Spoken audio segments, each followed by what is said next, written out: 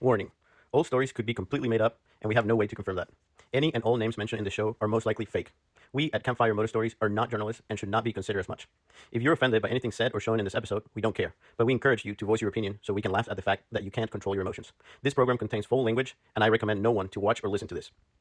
The views and opinions expressed in the program are those of the speaker and do not necessarily reflect the views or positions of the sponsor, any advertisers, or the sponsor's affiliates, employees, or partners. Coming to you live from the Claremont Lounge in Atlanta, Georgia, it's Campfire Moto Stories. Hey everyone, welcome to Campfire Motor Stories. I'm Anthony Bennett, and I'm thrilled to have you join us today for our live show. This YouTube show / podcast is all about sharing amazing motorcycle stories from everyday riders like you. Whether it's an epic ride, a funny mishap, or an unforgettable adventure, we want to hear it all. Today, we have some fantastic guests in the studio who we'll introduce in just a moment, where we'll dive into their riding stories. Plus, we have exciting segments lined up, including pre-recorded interviews, tech tips, spotlight a stolen bike, and stories sent in by you through the website and or phone line. I'll have the phone lines on, so make sure to call in anytime, especially if it has something funny to do with our guest. Lastly, you'll get to hear an awesome story from my 5-year-old son about riding. May or may not be completely made up. But hey, 5-year-old can tell a great story, so can you. Don't forget, you can earn entries into our giveaway by participating in the show. Check out campfiremotorstories.com for all the official rules. And by participating in any way, shape, or form, you indicate that you've read the official rules and agree to our terms and condition. Let's get it started. They had a meeting. Another lap around the wall, another request, another call. All I hear is need, I can't reply to all. I feel the strain, I fall behind, I sacrifice my precious time. All I ever get is never really mine. Money versus true love. Little too loud there, though. Yeah, okay, that's better. Hey, welcome to Campfire Motor Stories. I'm your host, Anthony Bennett. I've got a cool show lined up with a good buddy of mine that we used to work together, but I do want to mention that I want to thank the people that helped make the show possible. MX201 Track Designs, Hard Knocks Racing, and Innovative Mechanical LLC. So I'm going to go ahead. Let's welcome my guest, Jose. What's going on, dude? Ain't not much, bro. I'll probably butcher your last name, so I'll let you say it. Lozada. Lozada. Lozada con C, like C as in zebra, bro. That's it. That's it. So I always like to start off my show with a little, a little icebreaker in case, my guests are a little nervous or Right. whatever. So Gotta I break wanted the to ice. bring up the very first moment I met you without knowing it was you. So it was your first day working at Freedom Powersports. I was already working there. Right. Stephen Monahan and I were driving in my truck because his dumbass got a DUI, so I had to pick him up in Canton, and we would carpool together. So as we're riding down Chastain, you make the ride at 41. Now it's like some cat place. It used to be a Huddle House. Yeah. So everybody makes the mistake their first time going there, Oh, where yeah. you go straight over 41. Then Yeah. you're like, fuck, I was supposed to turn. Right. So we see a little, what was it? It's red Civic Right. in front of us, just seems through yeah. traffic, and Yeah. then we just see go straight. And at that turn signal, you have to stop to make a right. To make a right. Yeah. And then we see you blow past the 41, Right. Yeah. bust a Yui, and Right. we were already poking fun at like, oh, fucking Florida driver, driving Right. like an asshole. And then we're like, oh, that dumbass made the wrong turn. Yeah. So then we proceeded. Yeah. So we get to the shop. We're doing our little thing with our yeah, group. yeah, yeah. And then Jimmy was the service manager at the time. He's like, yeah, our new employee should be starting, new tech. He's starting today. And then you pulled out of the red Civic, and then Steve and I look at each other. We're like, oh, shit. So I just always thought that was funny. I can't remember if I ever told you that we saw you do that. That's awesome. I thought I saw you guys because that was like that was Well, my you probably first saw thing. the dirt bike stickers on because it was my Right. green F-150 at the time. Damn. Yeah. Time flies, though, for sure. Yeah, we were talking before the show, and it's wild to think because what year did you move up? Well, actually, not from Florida, from Colorado. 'Cause we talked about Colorado it a was little like 2008. I couldn't remember if it was 08 or 09, so Yeah, it was 08. 2008. Okay, because I moved up in 07, and 08. Freedom's where I first worked at. Yeah. So I was trying to remember like the people we worked together too in the service department. Right. I remember Heath, obviously Yeah. Jimmy, Jimmy. Chip. Chip, yeah. Chip was there. Lincoln. Okay. Chip Yeah, Lincoln. Yeah. Opie. Opie. Okay, Opie was there. What Yeah. about Turk? Yeah. Okay, Yeah. Big Beard, Right, Victory. right, He was yeah. our Victory dude or whatever. Yeah. Muffin. Muffin, too, Okay, yeah. you remember? Yeah, He right. actually texted me a few weeks Really? back. Yeah. And I right. ran into him randomly at Mountain. It was around Christmas time, like 2-3 years ago, and he Yeah. just walks up to me. Tall motherfucker, right, right? he's And I'm long. just like, "Do I know you?" And then he looked different. Yeah. And then He's he probably said, all he goes, grown "It's now, Muffin." it's Muffin. Yeah, he was 18 when right. he was working with us. Yeah. And I was like, "Oh my god!" So yes. we got to talking a Sick. good little bit and stuff. But awesome. yeah, it was cool to see him again. Yeah. So I did want to And get. then Harrison, too. Oh yeah. Well, Parks guy. Yeah.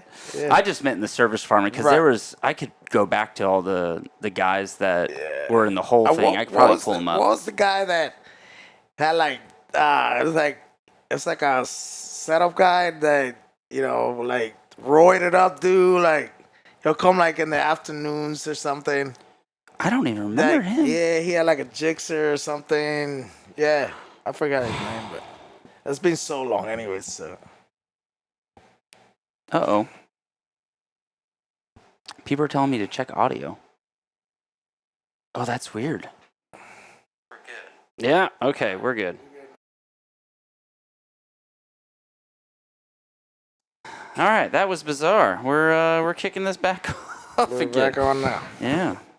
Dude, that was wild. Like I've never had that happen before. I've had a bunch of other weird audio things go on, but not that one. So Cool. for those of you who missed the intro and stuff, Anthony Bennett with Campfire Motor Stories. Thanks for my sponsors, MX201 Track Design, Hard Knocks Racing, Innovative Mechanical LLC.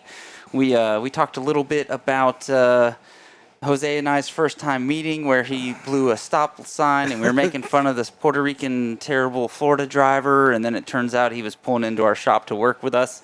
So that was pretty funny to run into that. And then really we didn't get too far into it other than that. So yeah, man. We'll stay right there.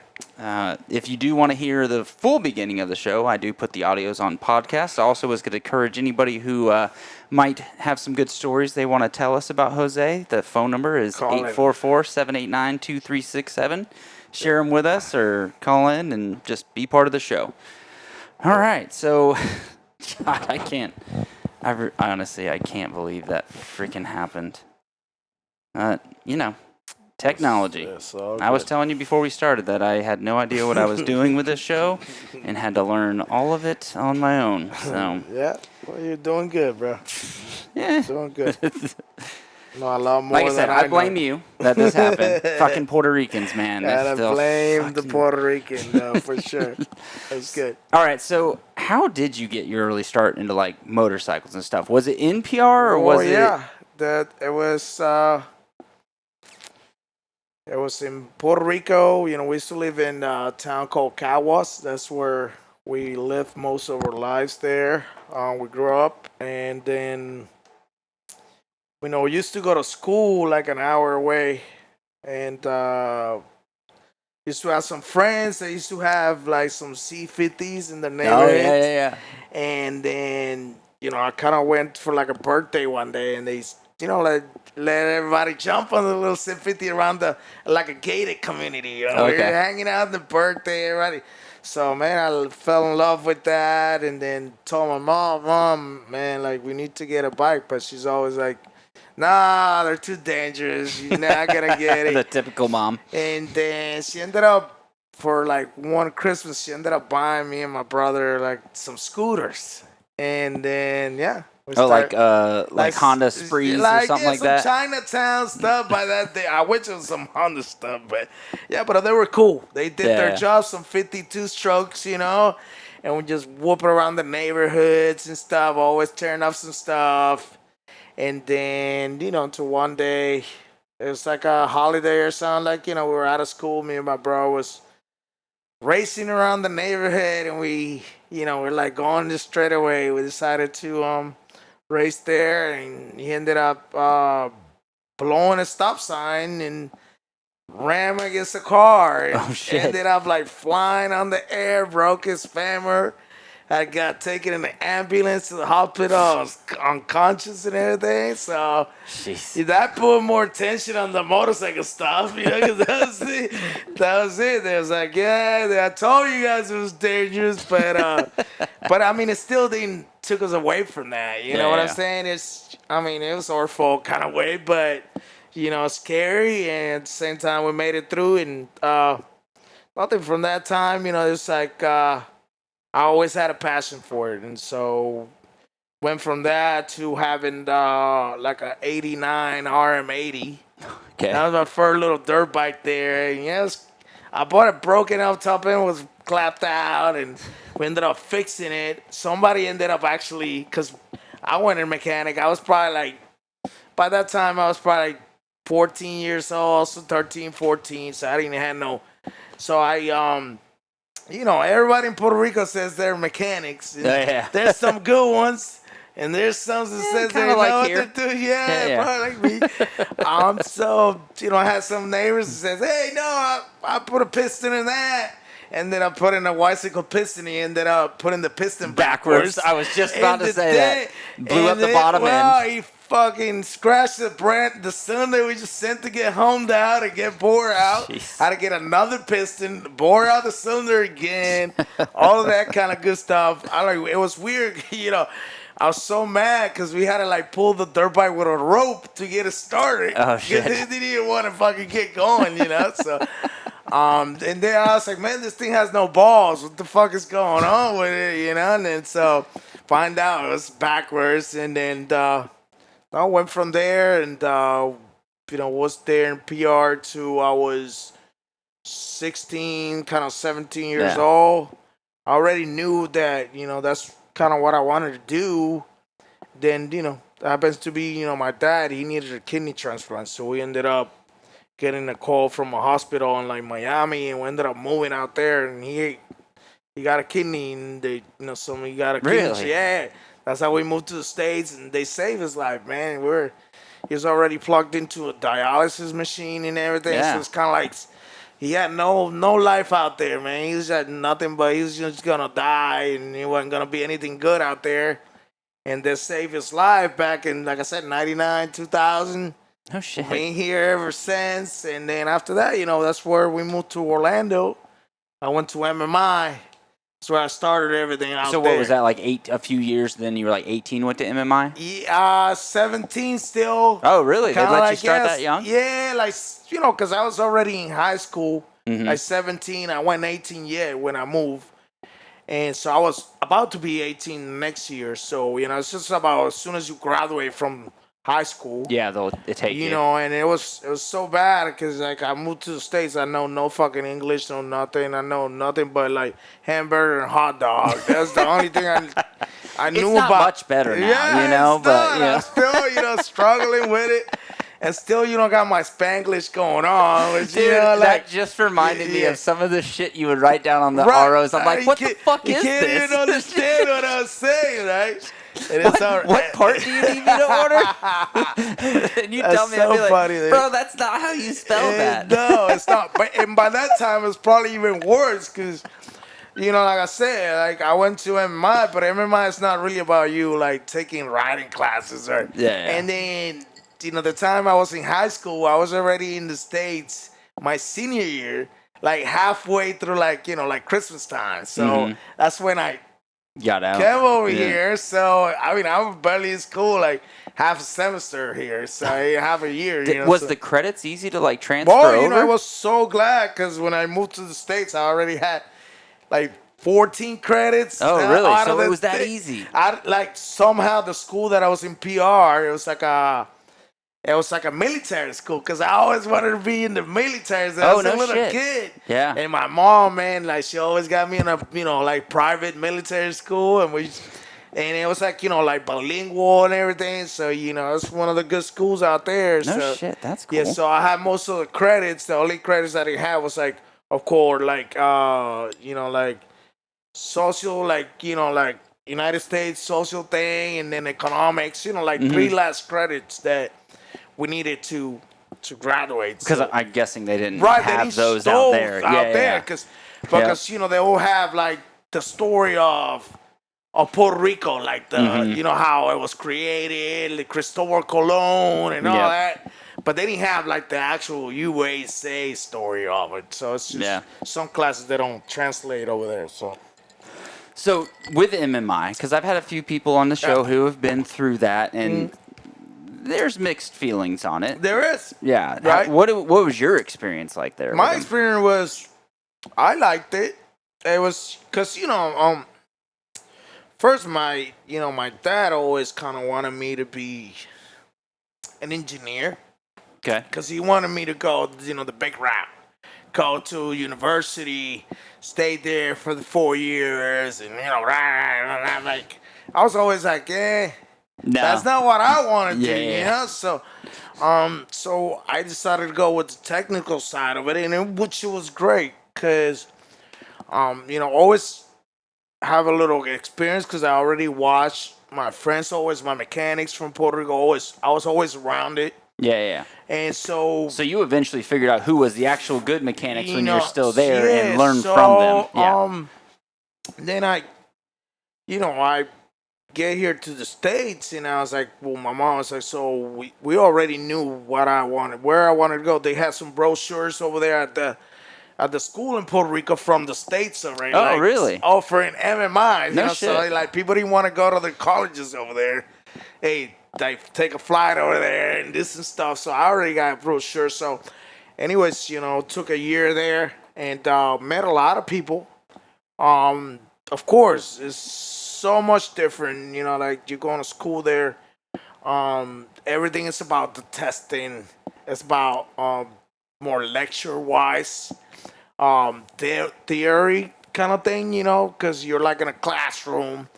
And I wish it was more hands on most of the time, because I think that's the only way that you get the hang of it. There was most of the time there was the all straight A's, 4.0 kind of kids there, and they they always show them, look, these guys are the best in the class, and then you tell them to work or something, And they don't know what the fuck they're doing. They don't do anything. Yeah, you know I what I'm remember. saying? I remember when Heath was working with us. He told us that the guy that was like the valedictorian could barely turn a fucking wrench, right. but he was just the test taker kind of thing. So it was that kind of way, and then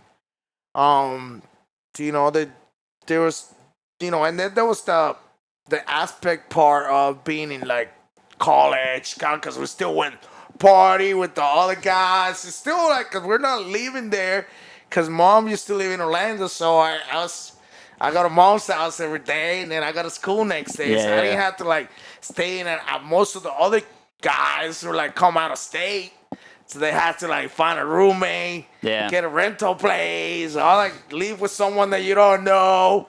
Hell, there was some people used to be in the class that says, hey, we're smoking weed here. This guy called the cops and kind of those things, So it was always a situation because you don't know who you're gonna get with. And not everybody's gonna like you, So it's part of it. But so it was kind of I loved it, man. And there was the other part of me that didn't like, because they sell you the stuff. They tell you, hey, after you graduate, we're gonna find you a job. And you don't worry about it. Dude, how many of those dudes do we run through at Freedom?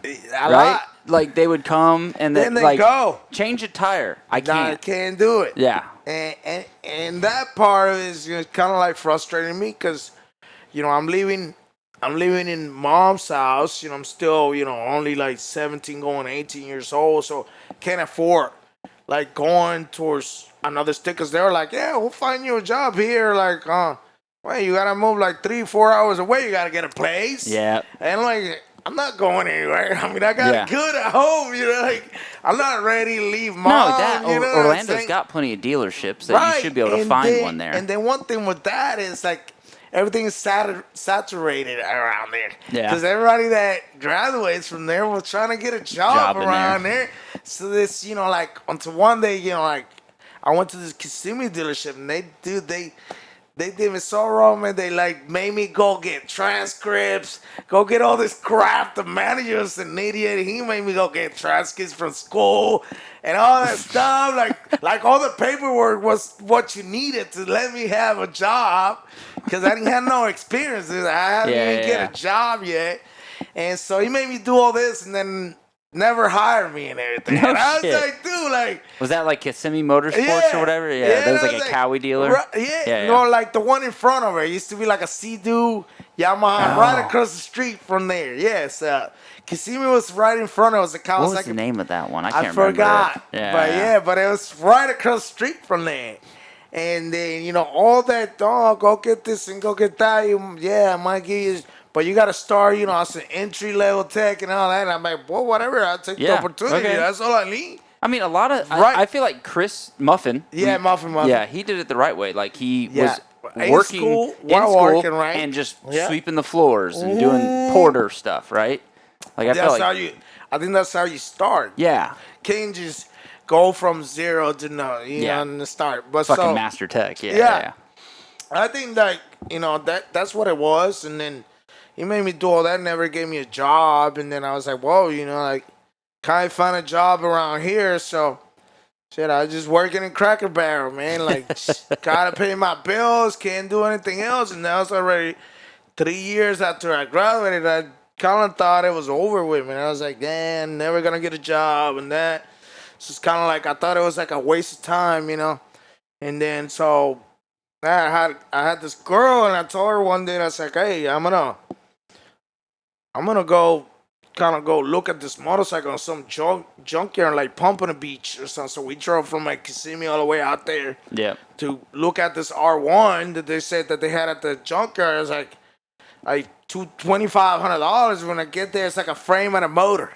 It's no wheels on it. There's no electronics. Nothing. I like, dude, you make me waste my time coming out here.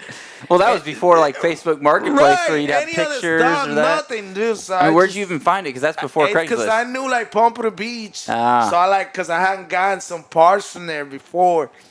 And so, I called over there and said, yeah, we got this, and it should be okay for you to be like, I wasn't expecting that, So we drove out there, and it wasn't what I wanted, and I was like, it's all freaking mad and shit. I got to go drive back home.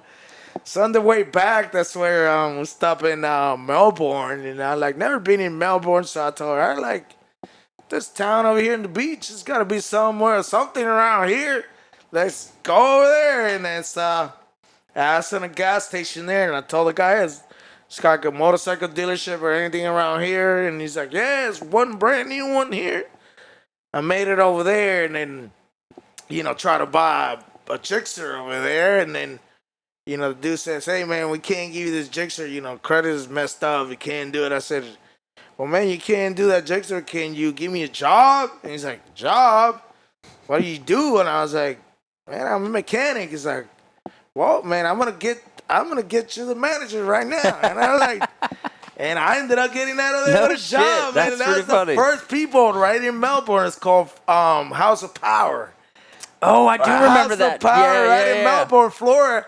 Gave me the first job back in 2003, man. And so, it was a lot of good stories out of there. Sent me over here actually to Kennesaw, to Yamaha school, because we used to do jet boats out there, and the river, and the Banana River, and the beach was there. Where the beach and the river comes together, the inlet was there. And so they always sent me with jet boats out there. Like they said, hey, don't come back until it's good, and we stay out there crashing the hell out of it, jumping waves. I mean, what was that? They sent me with a truck, and, we always had a good time. Those were the first people, man. I'm so glad they gave me the shot, and I'm here still, man, doing it every day, man. So that's what it is, man. That's what it's all about. So. Dude, that's pretty crazy. And I don't even know if you really remember that I'm from Tampa. Yeah. I was gonna sell like Barney's, right? Yeah. And my parents actually met in Deerfield Beach, like high school. They've been together since high school down there. Yeah, So Pompano's right next to Pompano, yeah. Deerfield, and then you got Miami just a little bit further down. Yeah. What's the other one? The fucking bougie one, Baton or Boca Raton. Boca Raton. Yeah. Yeah. Dude, they have fucking what's it called? Valet service at Publix's. Really? Yeah. All the way in like Miami? In Boca Raton. In Boca? Yeah. I haven't been down. Man, I was telling my mom, I was like, we just got like a 26-foot cutter cabin boat, like a big fishing boat. Oh, no shit. And we want to go to the Keys and fish out there, man. I got the truck to tow it now. So, Dude, man, there's some... I haven't been in the Keys and down there in such a long time. My man. cousin used to do a trip with a boat like that, and it was somewhere from Florida. You'd fill up, and then you could get to one of the Keys, or not the Keys, one of the Caribbean islands from there, and fill up there and come back. But if you catch it the wrong time, you're in some freaking gnarly stuff. And that's what it is too. I'm not a captain or anything like that. I don't want to go try. I think I started in the where it's not that many waves, the Keys down there, the low Keys or somewhere. I really just start and then go from there. I mean, because like I said, I got sonar and I got all the goodies in the boat, man. Like it's a deep sea fishing boat for like a robalo. So it's like a nice big boat, and it's just I want to get into that, man. It's part of it this year. It's on my bucket list for sure. Dude, one of my best friends from high school, still good friend today. Yeah. He literally. He's my Puerto Rican friend. Like his mom's Puerto Rican, but his dad's Honduras. And he's like, I thought I was your only Puerto Rican friend. No, you got more than one, I guess, right? That's for sure. Well, what's some of the stuff from Freedom that I wanted to bring up? What is your earliest memory of me from Freedom? Well, that was there anything that stands out from the first kind of stuff? It was I think it was that KLX on 10 you had. We used to warp around there. And we used to go there, and we used to do time trials around there, dude. And I remember I still have it. Coming out of the. You clipped the trailer. I crashed my brains out over there, dude. I washed out so hard, and it wasn't even in the truck. It was coming out of the little jump onto the asphalt. Yes. Dude. I ate shit over there, bro. I remember that was such a weird time because we were actually busy, and we just had a drop off. I think it was like the recession. It was, but it was the first time we felt it because we in the service department, we were still slammed with just small repairs. People were buying Vespas because gas prices were $4.50, $5, so it was going crazy. Really crazy. Yeah, so we were always still busy. People were fixing up bikes just so they could ride them to work. Right. And then, we had a sudden drop off, and I had my bike there, and I remember it was kind of muddy too. Yeah. And Opie was there. Opie, yeah. And Heath was there. Yeah. Dr. Doug. Yeah. And then I told you guys, I was like, guys, I've got nothing. I was like, just go fuck off on my pit bike. And you guys were just mobbing, which sucked because I still had to be there as assistant service manager, answer the phones, try to get work, process all the shit. So I'm looking out the windows. I'm like, fuck, these guys are just having the time of their life, and I'm having to fucking work still. And then, then you come in all wadded up. Opie's covered in mud head to toe. It's and raining, his son was young, like 2 years old at that time. I remember he went home covered in mud. His wife looks at him, looks at the kid, and she goes, same. Yeah. Oh, God. You got to watch the show that I did with Opie. It'll bring back a lot of good memories. I didn't. Yeah, that shit. Watch it, man. I'm gonna start watching some more episodes now that I wanted to kind of get caught up in it.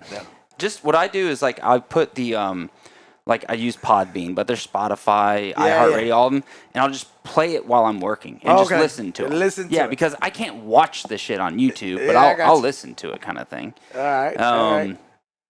Dude, I remember. I don't even remember his full name. He gave himself the name Dr. Doug. Dr. Doug. And he got fired right away, man. Yeah, because his mouth was just too much big. He was running his mouth, and it was at the drop-off, and he had just come from, I think it was Boricua Motorsports. Right, Barto, yeah. And he was telling Somebody, right? It's telling me actually. It's telling me. No, he was running his mouth to everybody then about how me and Jimmy suck and he could run this place. And then Jimmy just fucking fired his ass. I was like, cool. But you remember what he stole? I still remember it to this day. Why did he took the I don't even know the name of it because I've never owned one. Yeah. It's what you need to put nitrogen in a shock. Oh, yeah. Because we had bought all the specialty tools, and he did his shock, and then he got fired, and then it was disappeared. And we were like, fuck, he was doing it. He took his. Oh, wow. Yeah, I forgot about that guy for the longest time. Dr. Doug. Awesome. I feel like it would have been okay. He was probably an okay guy, but he just happened to come at the wrong time. Yeah. Like when it just fell off. You know what the craziest thing is? Remember those blue toolboxes we had over there? Oh, yeah. I got that box at home. Still? Right now. How'd you get it? That's like a little deal I did with these people when Dustin when Mountain bought it. Yeah. So I ended up buying the box from there, and I kept it and took it home though. So. You know what's funny? I told you I broke my wrist New Year's Eve. Yeah. It was Dustin's son that stopped on the top of the jump to keep other people from jumping on me. All right. I hadn't seen Dustin in so long. Okay. Yeah, and I just happened to be like, "Is that Dustin?" I was going to talk to him, try to get him on the show. Right. And then went out. That happened. Yeah. And I went up to him, my wrist all taped up, went and talked to him for a little bit, and he was like, "I was Dad's house over here the other day, dude. It's like 400 feet away. I was there. Yeah. Picking up You wouldn't believe it was like they called me and they says, "Hey, Dad's got this Honda four-wheeler over here," and every time they got something like another, they call me, Jose, fix it up, sell it. And I go over there, it's like, Daddy don't use that, take it. And it's like a 2004 Foreman 450. The one that was in the little blue shed right behind the house? Yeah. And dude, this thing was mint. Yeah. I guess this just came out on the showroom floor, dude. Like, and it even lasted a day. Somebody just came and snatched it out. It was so clean, dude. Like, I couldn't believe it, what it looked like, dude. Because, I mean, those people take care of their stuff. Yeah. You know what I mean? And it's always in, stored indoors and that kind of stuff. They're such a nice people, man. Like, those people right there, man. Like, Dustin Dad used to, my little red Civic was like, I crashed it, so it was in the shop. They were painting. He'll come pick me up at my house, take me back and forth every day from work. Those people really, really help me out along the ways, man. They're good people for sure. Yep.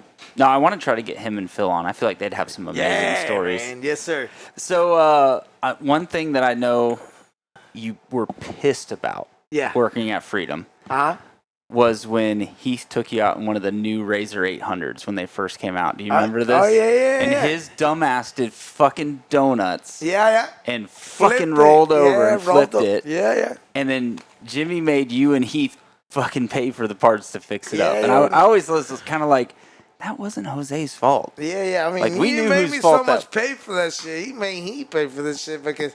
Did he end up paying for it? I thought you did. Yeah, no, or was it he paid for the parts and you fixed it? Right, we ended up fixing it, but I was just a passenger on the thing. And I wasn't even driving it, but it's kind of one of those things. And, I mean, that kind of reminds you. And that's why sometimes people get mad at me because I'm always got this damn policy says, because, back in Puerto Rico, my grandma bought me a brand new 300EX when they first came out and 99 spotless. Oh, yeah, the Hondas. Right after the 250s. Right. Dude, you got the good ones because the 250s, you had to kick them forward. Right, and it was a nightmare. The 300 electric start. Brand new.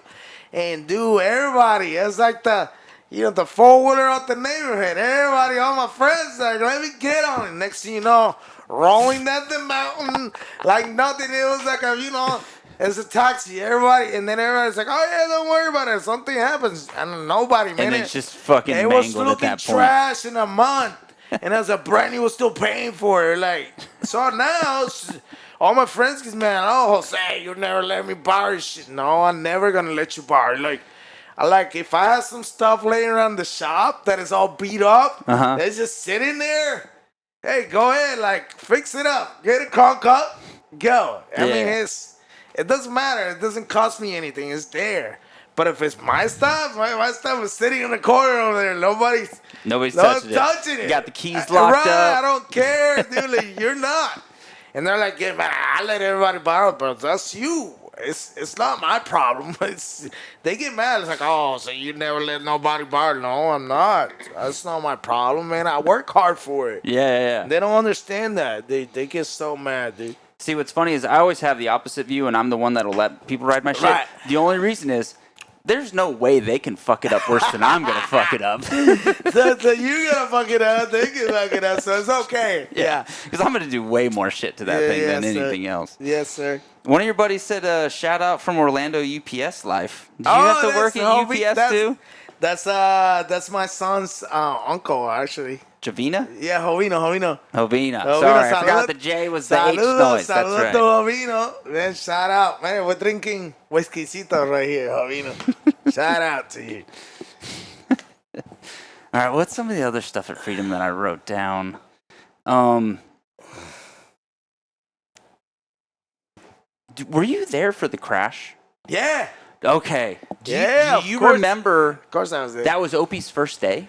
Was it? Yeah, I forgot about that until he did the show with it. I didn't even think it was his No, first day. it was his first day. That was where the helicopter landed over there? Yeah, and everything? in the fucking... In the parking lot. No, on 41. Right, 41, yeah, right yeah. in front of the shop. It was at the end of the day, too. We're like, oh, my God. What I remember about it, too, is that was when we got the dyno. So Chip's putting the dyno together. All this shit's going on. We're dead in the service department. Right. Nobody's there. Open house. Nobody's coming in for that. Yeah, everybody's outside. And then just was like, wow, what happened? Fucking ambulances. Yeah, that was fucking wild. Do you remember anything or any stories from that day? Anything happened with you on that? Well, no. I mean, I was just most of the time I was going out there and kind of looking, and I saw Dad take the bike out over there and was rolling some burnouts around there. But I was like, yeah, I just go inside. Because I can't be outside all day long out there. You gotta try to look like you're working. So I went inside and then I hear the roar. He's just rolling burnouts, and next thing you know, I was damn. But hey, I'm not those type of guys because I don't know, I'm scared of the blood. I'm scared of that type of shit there. Though. If I want to be a doctor, that's not my thing. You'll fix bikes where they'll leak oil, right? But not. Man, I see red and I'm like, nah, not on that. So yeah, well, I'm the opposite, and I'm like, somebody's fucked up. Let me try to help, dude. I moved the bike out of the way for the ambulance to get in. I had to deal with lawyers for years from that, for real. I'd get calls from the lawyers and all kinds of shit. I couldn't believe that, though. All because my name was in the report. What's in the report? Because I moved the bike, and then they were freaking out. They made it like I was trying to mess with the scene of the crime. Yeah, and I'm like, you were trying to clean dude, it up. I'm trying to move shit out of the way for the fucking people to get to the hurt girl and the dude who's unconscious. So bad, dude. That's so bad. Yeah, that was freaking wild. Because that's one of my. And this is a crazy story because back when I moved from Puerto Rico to the States, we were working in in high school and stuff, and we had the four-wheeler, and then Mom was like, oh, we gotta go to Miami with your dad. He's gotta go get checked up with the doctors and stuff. And so me and my friends ended up taking the four-wheeler. We're out there riding all day. We're off from school. It was a day off from school. And then next thing you know, I happened to the end of the day, I happened to try to jump this jump, and I took it the wrong way. This 300EX I was telling you about, we brought it from Puerto Rico to the States, and we ended up. How the hell did you get it here? And then the moving company. No shit. We took it in the boat and I'm not gonna lie. I was really hoping you were gonna tell me you put it on the boat where you snuck over on or something. No.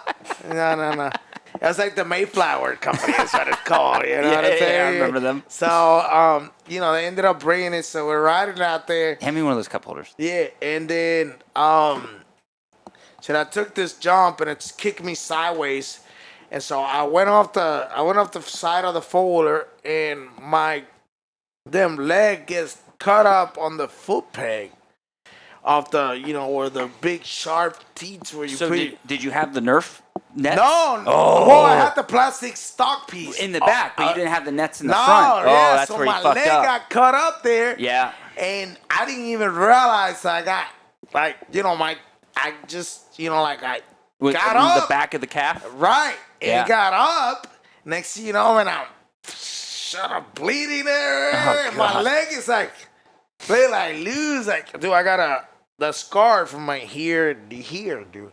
They had like called Take your pants off and show me. they had to like call the helicopter and everything, so the ambulance had to land it over there, right shit. in the back neighborhood of my house there, and take me to Orlando Regional. Because we're like in Poinciana, so it's not really like a big town. Now there's hospitals and stuff there, but before Back then there wasn't. backing Yeah, out. yeah. So they do where it's like I thought I was losing my leg and everything, because like it's so bad I could see everything in there. Though it's so crazy. And then outside, it's such a crazy story because my bro was there, and like he did like a like a tourniquet kind of thing. Yeah. He did As that tight as it shit can tight. go. Yeah, Well, yeah. he took my shirt off, wrap it out there. And Is the older brother, I'm guessing? No, I was younger. No shit. Yeah, That's pretty it's- good for your younger brother to think about it's like that. MacGyver shit. You know what I'm saying? And he did that shit, dude. If it's not for that, I would be bleeding to death out there. That's crazy. It's one of those crazy stories for sure. But yeah, took a helicopter ride to the hospital, and then they put the staples over there because it was like a big shortcut. And then probably a couple of weeks later, I couldn't go to school, but I was still getting the forwarder. One-legged, around the neighborhood and stuff. I'm guessing you were side saddle so you could shift. Yeah, I still get on it. And my mom's like, Niño, get out of there. Get off the forwarder. And she's like, no, like, Mom, I'm not getting off of it. It's still getting. It's one of those things, I sometimes when it's something you like to do, you always wanted to keep doing it. And so, until, thank God, everything is straight, but, there's some moments that you might not be able to do it, but if that's what you love to do, then you keep doing it. How many crashes? I was going to say, you don't have to tell me, dude. I remember when you come with the, limping over there with the muletas over there, with the fucking, what are they called? Crutches. The crutches, yeah. Yeah, you be like every weekend, you be out there, you know what I'm saying?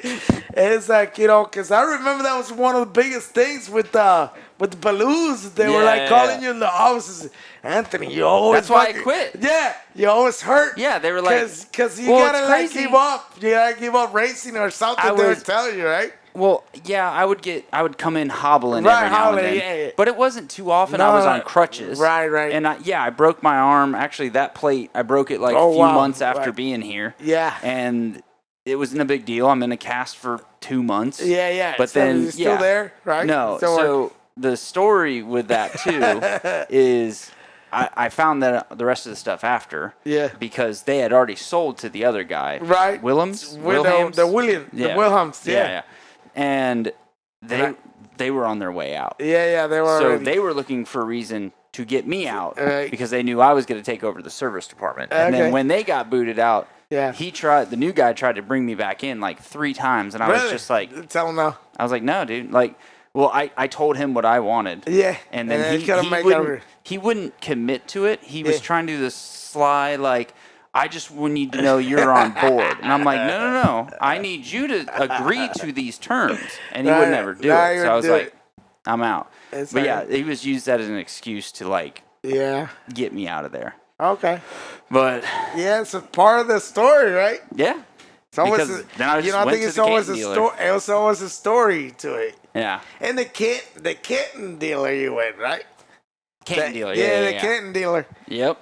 It's funny because I got some good customers. We call them the gypsies, and they know all the dealerships around. They own, like over there. What was that? That exit after Cabela's over there, off of 75. Mm-hmm. Like you take Aqua, like instead of like taking towards the lake, you take the other side. Is that green something? Oh, They changed the name recently. It's the exit after Cabela's of 75. Yeah. It used to be Wade Green Road, but it's something else Yeah. now. God, I can't remember the name of it now. But yeah. Well, if you take a ride, all the way to the top there, where a stop sign, and they own like corner to corner where they all live there. Oh, no shit. I know the area you're talking about. Yeah, and I mean they're kind of one of my best customers. And it's kind of hard because you got to know how to deal with them. It's like there's, like I'm saying, it's like no, they don't let anybody deal with it. They used to come to the dealer and they, buy everything. And this first weekend out there, they tear everything up. And they bring it back and fix everything. And like we become like good to, like they're my good friend, my good customer, not friends, but yeah, we they're good peoples, and it's just hard because like the little ones were like little by then, and now they're old and destroy all the shit too. And then they used to treat you like they could talk to you like they're adults, and you couldn't tell them too much. Let me talk to your dad. Like, what are you doing telling me? I'm trying to remember what you used to tell me. And it was like a bunch of guys that would ride dirt bikes, and you're like, dude, they were my favorite customers. I wonder if that's the same people you're talking about. Yeah. But they're from, where are they from? Yeah, they're called gypsies, but they're like forgot. You gotta like Google that out. You said some name. They're like mixed. I forgot what they put up. Like you Google them, they're the only gypsies, right? Everybody knows them, man. But they own everything out there. They got like the whole colonial thing going out there. I'm gonna have to just make a drive out there to see what you're talking about. There. I'm telling you, from corner to corner. Mom that lives here, they got campers right behind their properties. They're actually like married between like families and shit. You can't break the blood there. You know what I'm saying? That's kind of thing there. You know what I'm saying? You might get in trouble with your customers. You might want to back it down a little bit. We're all right. We're all right. Well, hell, that leads me into the next part of what I was going to talk about, unless there was any Freedom stuff I could kind of remember about. But first off, say the name of your shop. Yes, my name of my shop is called Boricua Motorsports. Boricua. So Boricua stands for Puerto Rican. It's like a kind Wasn't there like a late '90s rap song that said that? Yeah, it's like Boricua. Morena. Yeah, like that's Fat Joe. Yes. Fat Joe. Yeah. Yes, Okay. Fat Joe. Yeah. So you named it after a Fat Joe song? No, I did not. No, sir. No, but I was kind of like trying to like think about names. Of what I wanted to name it, and I was like, well, I'm Puerto Rican, so what I call it Boricua. You know what I'm saying? And I mean, it's been great. I mean, I wouldn't change it for anything in my life. I mean, it's best thing I ever did. I've been 6 years. Yeah, I was gonna say it felt like 6 or 7 years. 6 years and counting.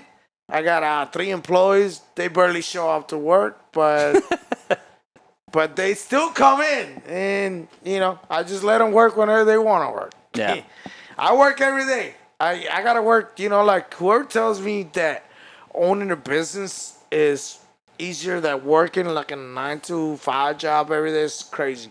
Yeah, because it's the total opposite. Like you yeah. work more. Yep. You work. I work all 7 days a week. There's people calling me and like they don't respect your phone. They call you at 10 at night.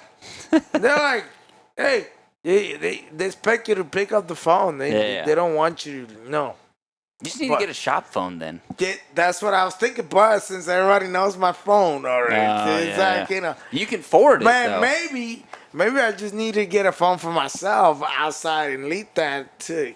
You know what I'm saying? They don't got a second phone, so you get your second phone number and you text your people, your real peeps, right? So it's just it's my new number. Don't call the other one. Don't call the other one, so you can reach me in this one out. Yeah. So So actually, with like the phone system that I have in here, I think you can actually give that phone number to it. Okay. So then you have like an internet phone. Like a take messages over there or something. Yeah, that would be setting that up. And it's cheap. It's like $20 a month, $30 Yeah. a month. It's not much. Yeah.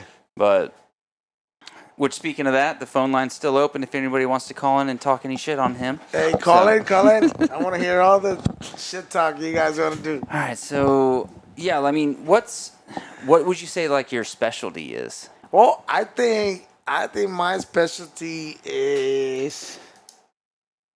I think my specialty is everything to me, cause more I call it my specialty. What I think is my specialty is Polaris.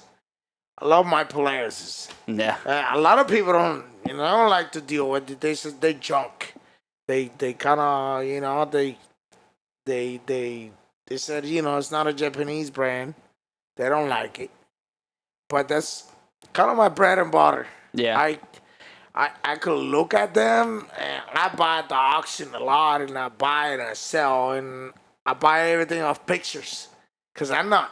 You know enough to look at one where you can be like, yeah, I'm that way with dirt bikes. Yeah, and yeah. so, because I could go to the auction right here in Ackler, and I could try to look through there, but if there's nothing there, then I don't find anything. So most of the stuff is Texas?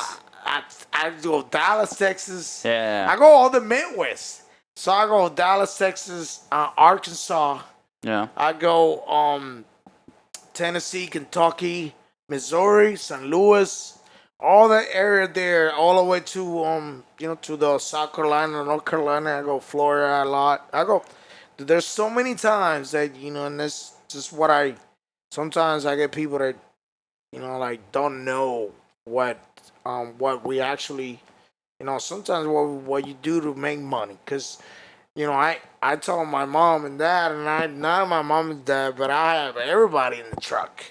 And I just tell Grandpa's 93 years old, and I get them there. They love taking trips, and we halfway here, we're driving all day. We're staying on the rest area. We're staying in there 4 or 5 hours sleep just so we get the nap going on and keep driving. And we driving all day. And wow, everybody, you know what I'm saying? So it's you do what it takes to make the money, but not everybody knows what it takes. So it's crazy. But yeah, it's fun stories. Grandma, because Grandma, Grandpa's 93. He's always doing stuff with me at home. Yeah. After he loves being at the shop. He's always walking, taking the trash out, take shots with me. Yeah, you just got to keep busy. Yeah, take shots with me. Bacardi. He loves Bacardi. Shout out to Grandpa right there. Love you, Grandpa. But yeah, he's always cool. Take shots. He's always moving. Like the day that he's not moving, no, it's not right up for him, because we had him out here one day, and like one of his arteries, like is that Grandpa right there? Yeah, that's it. That's Grandpa right there. Shout out to Grandpa. I thought I had a picture of him. Shout out to Grandpa right there. Yeah, so they can see this right now too. Yeah, so I pulled a few pictures. Yeah, so that's cool. Thanks to you, man, for having me and everything.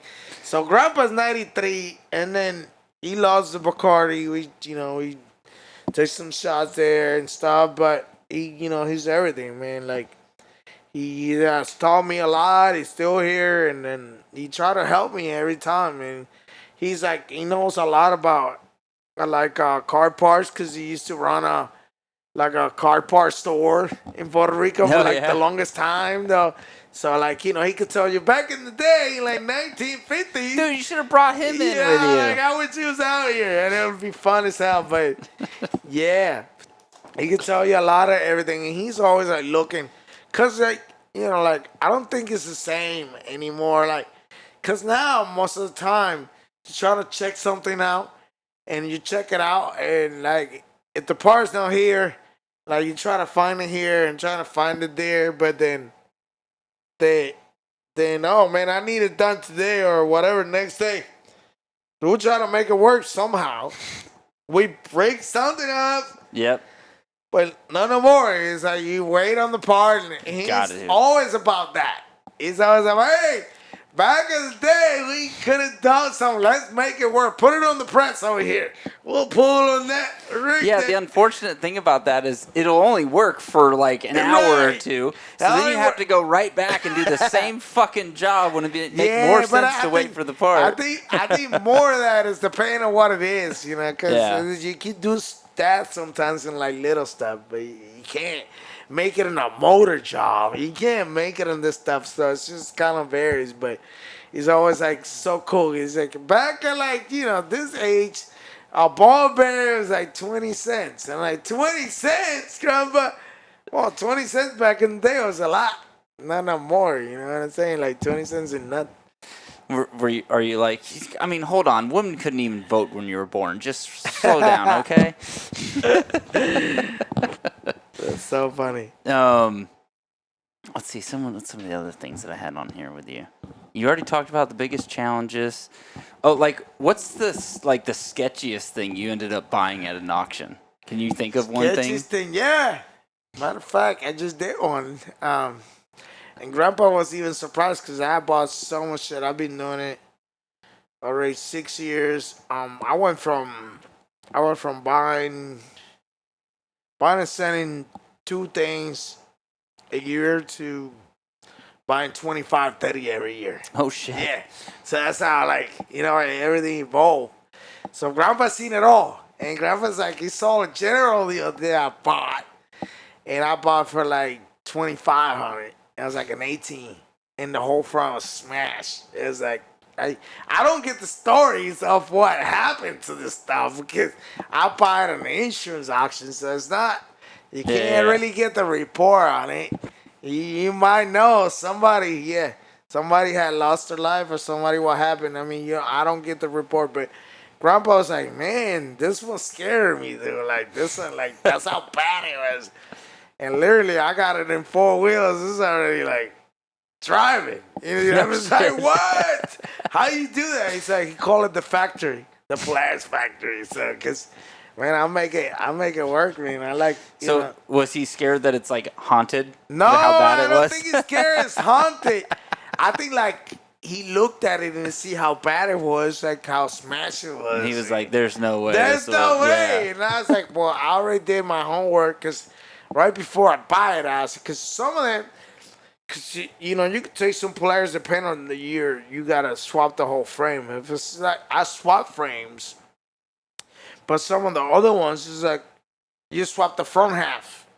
So it's not like the whole part. Frame, yeah. So it's like it's almost like a subframe in the front. Subframe in the front is a halfway to the front. So you gotta buy all of it. But I got this place in like Nebraska, and I've been dealing with them for like a long time. It's one of the biggest used ATV and part dealer side by side in the world right here.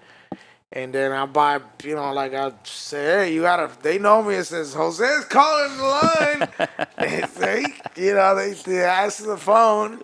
And they like, yeah. So I buy a lot of stuff from them. And they screwed up a lot because I always call them, hey, what do you guys do today? You guys, my part's all fucked up. You guys send me the wrong shit. I gotta they gotta send the stuff back to me and everything. So, and like sometimes I get stuff and like, what is this? It's not even my stuff. Or like they send me a bracket, it's all welded up. And I'm like, you guys didn't even look at this stuff that is all rigged up and welded up for somebody else doing stuff to it because they take stuff apart and then you box it up and sell it. Well, yeah, and they're paying some dude like hardly anything to take it apart, label it. Yeah. Go. It's good to go. Send it.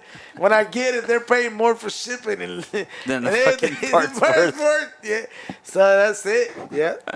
Well, that's good. You have a good relationship built with them at least. Yeah, no, I do, man. Like, and they're like, it's good though. Like, I buy a lot. Like, I call the guys. I only deal with one guy over there, like Justin, my guy. And he already like when he picks up the phone, he's like, "What are you doing, Jose?" Because there's like 7 or 10 people working for the company over there, so it's not just one. But he should, I don't like if somebody else picked up the phone, I try to like. Make sure I, tell them is Justin there or something because like I don't like dealing with anybody else because they don't do it right, man. So that's it.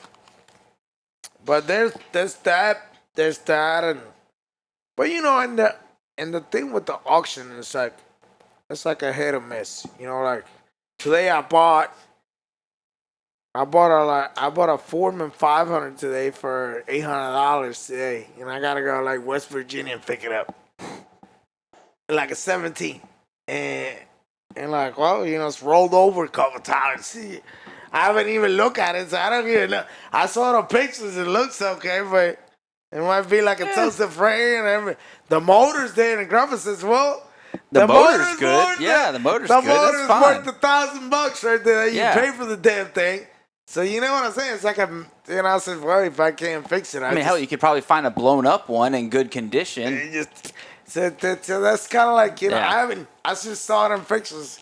Everything looks like it's there. So like sometimes with the auction thing is, cause you take it to the dealer.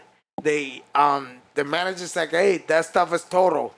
They're gonna take it to make sure to take the computer out. It should take good parts out. When it gets to the auction, it's fucking gone. nothing. There's Yeah. nothing there. It ain't like, do I got some stuff do I literally bought something here in Atlanta, went there, I touched the frame with my finger, and that thing disintegrated. Like it was coming from like South Carolina from the beach. It was like a beach. Yeah. Like a police unit from the beach. What? Yeah, like a Oh, race. it's rusted through like a side-by-side kind of thing.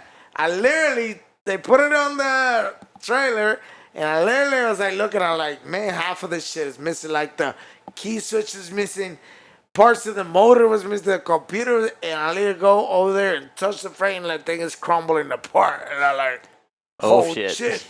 I do. I'm like, no, hey, take that thing. Take it back in there, bro. I'm running it back to the freaking auction. I not want it. Yeah. But I mean, once you buy it, it's yours. You can't just say, I don't want it anymore. You already paid for it. But what you could do is run it back through the send auction. it back to Let somebody else get fucked up. And that's what it is. You're probably the third guy before it got The to third you. guy already got messed up, and then I got so lucky. Like the first week they ran it, I paid $3,500, got $3,800. Shit. You know what I'm saying? Like that kind of deal there. Yeah. So, but not every time it's like that. 'Cause Oh, yeah.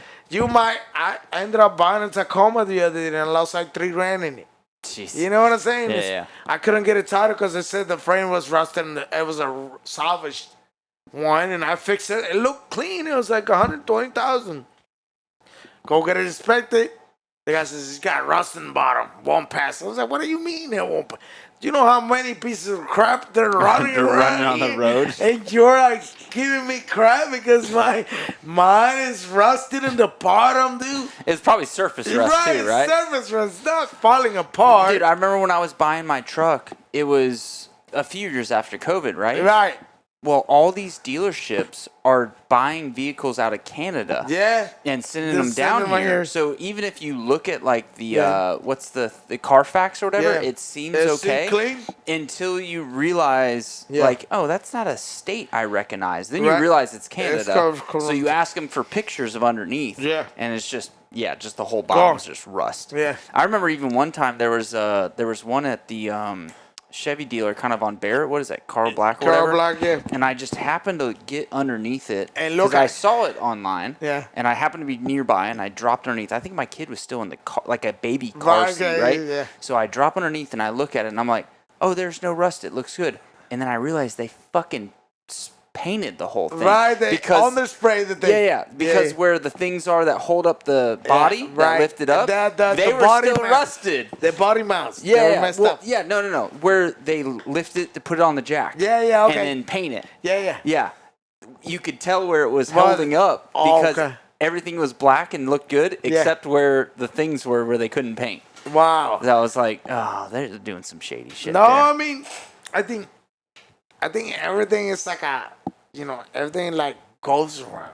You know what I'm saying? Yeah. Because there's so many little cars, like especially like 41, like Southcott Drive. There's so many little car dealerships. Yeah, My yeah. friend, he runs a tow truck out of there, and I know a couple guys.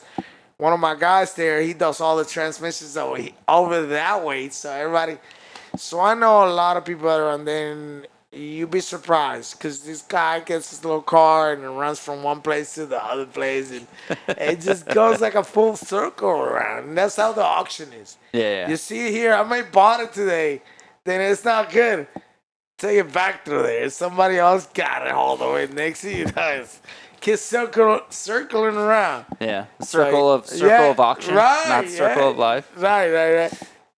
Which I was gonna get into some of the pictures that I stole, talk about some cool projects. Yeah. But I do gotta say, do you ever have somebody take a picture of you?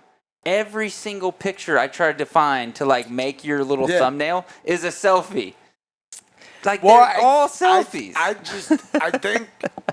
I think most of the time, you just break out the phone and you got it. Yeah, because like if I'm with grandpa right there, you see, I'm taking a picture with him. But like if I'm with my family, like we took some like Christmas pictures, I'm the one taking the pictures. The pictures. I'm not even in the The pictures. picture. I'm not even in them. Like they're right there. So most of the time I have, and then I get baby mama criticizing me. She's like, you suck at taking pictures. It's, but I mean, I still take I'm the the pictures. same way. I still hate take the getting pictures taken, and I suck at taking and them. that's really like one of the things that shocked me one day because I had this girl that I met. She's Venezuelan. I love Venezuelan girls. Shout out to them. Yeah, we went to Disney World, and she was like every little couple steps taking the pictures. Think. You know, like, girl, I hate pictures. It's one of my things. Like, if you take, I'd rather be in the moment, right, enjoying if you take it, a couple right? pictures, it's okay. But I mean, you like every little thing. I mean, if you like a special moment, you're taking pictures, it's okay. But like every little. I mean, not for that. Yeah, no. I'm the same way. But it was just something I noticed. I was like, I can give him shit on this. You know what I'm saying? 'Cause- and someone like I just saw like Easter the other day, and I saw everybody taking pictures and everybody doing their stuff, and of course, it's a family day, and I'm more. We did our stuff at home, but it's more like I lived the moment. I was with them. Yep. I wasn't taking pictures. I was just there.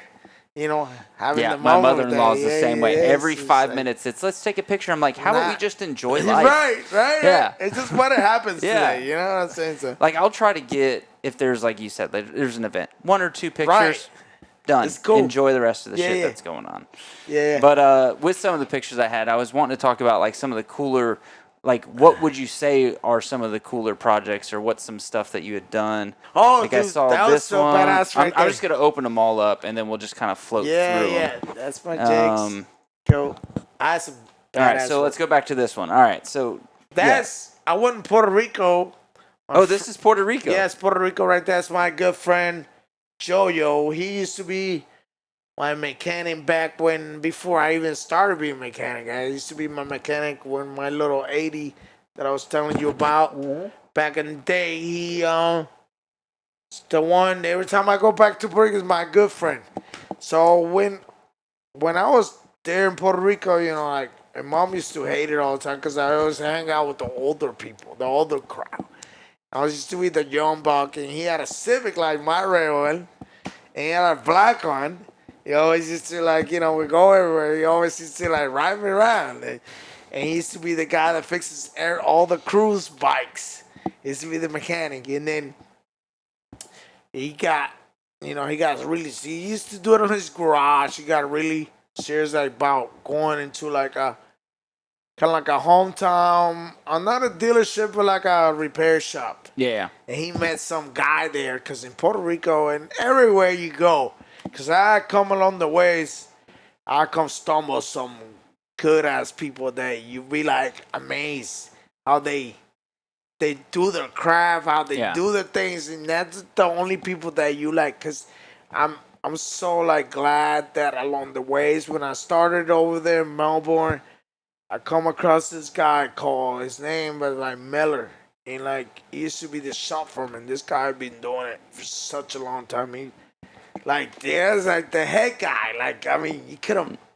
And everybody was scared of this dude, man. Like everybody was like, they put me along with this guy that used to be like, oh, he's gonna run you, he ain't gonna touch you, how to like walk the ways, and like run you by how it's every day going in the shop, and everybody's like, hey, don't go to Miller, because Miller, he'll like curse you out. He don't want you to ask him shit. He don't want you to tell him anything. He like that. Don't talk to him. But then, hey, I fixed it. I fixed that stuff like right away. Cause right the first couple days I was there, I was like, Miller, come over here, bro. I went right to him. I said, hey, man, I don't know what this other people talking shit about you saying can't ask you shit, but like if I come ask you a question, you want to help me, you tell me right away right now. Otherwise, you know what I'm saying? I don't come ask you shit anymore. Yeah. It's that way. That's kind of like the type of guy I always been, man. I cut shit short. I like tell you how it is. You tell me you don't want to deal with me, then I won't come back over here. I don't bother the shit out of you. And that dude love me. Well, I mean, he like love me like that, but he like showed me the ropes, man. Like took me under his wing. So like there's some stuff that, you know, like he been doing it, like do it this way. He don't teach that to anybody else. Like I learned a lot from him. I learned a lot from like Billy Eisenhower, man. That dude took me under his wing. Everybody says, hey, he's like, man, not everybody know how to deal with him. And like he always like teach me how to do his stuff, and always like he never have a no to me. Like when being to his house, always been a great being dirt bike over at Highland Park. Hey, hit this double like hard, dude. He like the ropes like that. But there's some people, you know, you just don't have it like that. Yeah. So that's kind of what that is. And you always got to come across good people. And there's some people that's not going to want to do it. But there's some people that you know, along their ways that you like, you know, get the good stuff out of them and that you're not going to get back. And so I try to like tell everybody how. Did you do that? I just ripped the sign off though. But I try to like tell everybody, because like right now I got my two guys. Yeah, I got a good friend of mine. He's my my helper, and then I got two other guys. I got a young buck. He's, you know, I got him out of Burger King over here, not Dallas over here. So and he's, you know, he's been with me for a while. And then I got my older dude, like he fixes the stuff that I buy from the auction. So those are my three guys. But this guy right here, Jojo, yeah, I had known him for a while since I was in Puerto Rico. Every time I go to Puerto Rico, I go to his shop and hang out there. It's the bald-headed dude that was over there with the three-wheeler. That's my Gixxer there. Well, I'm trying to...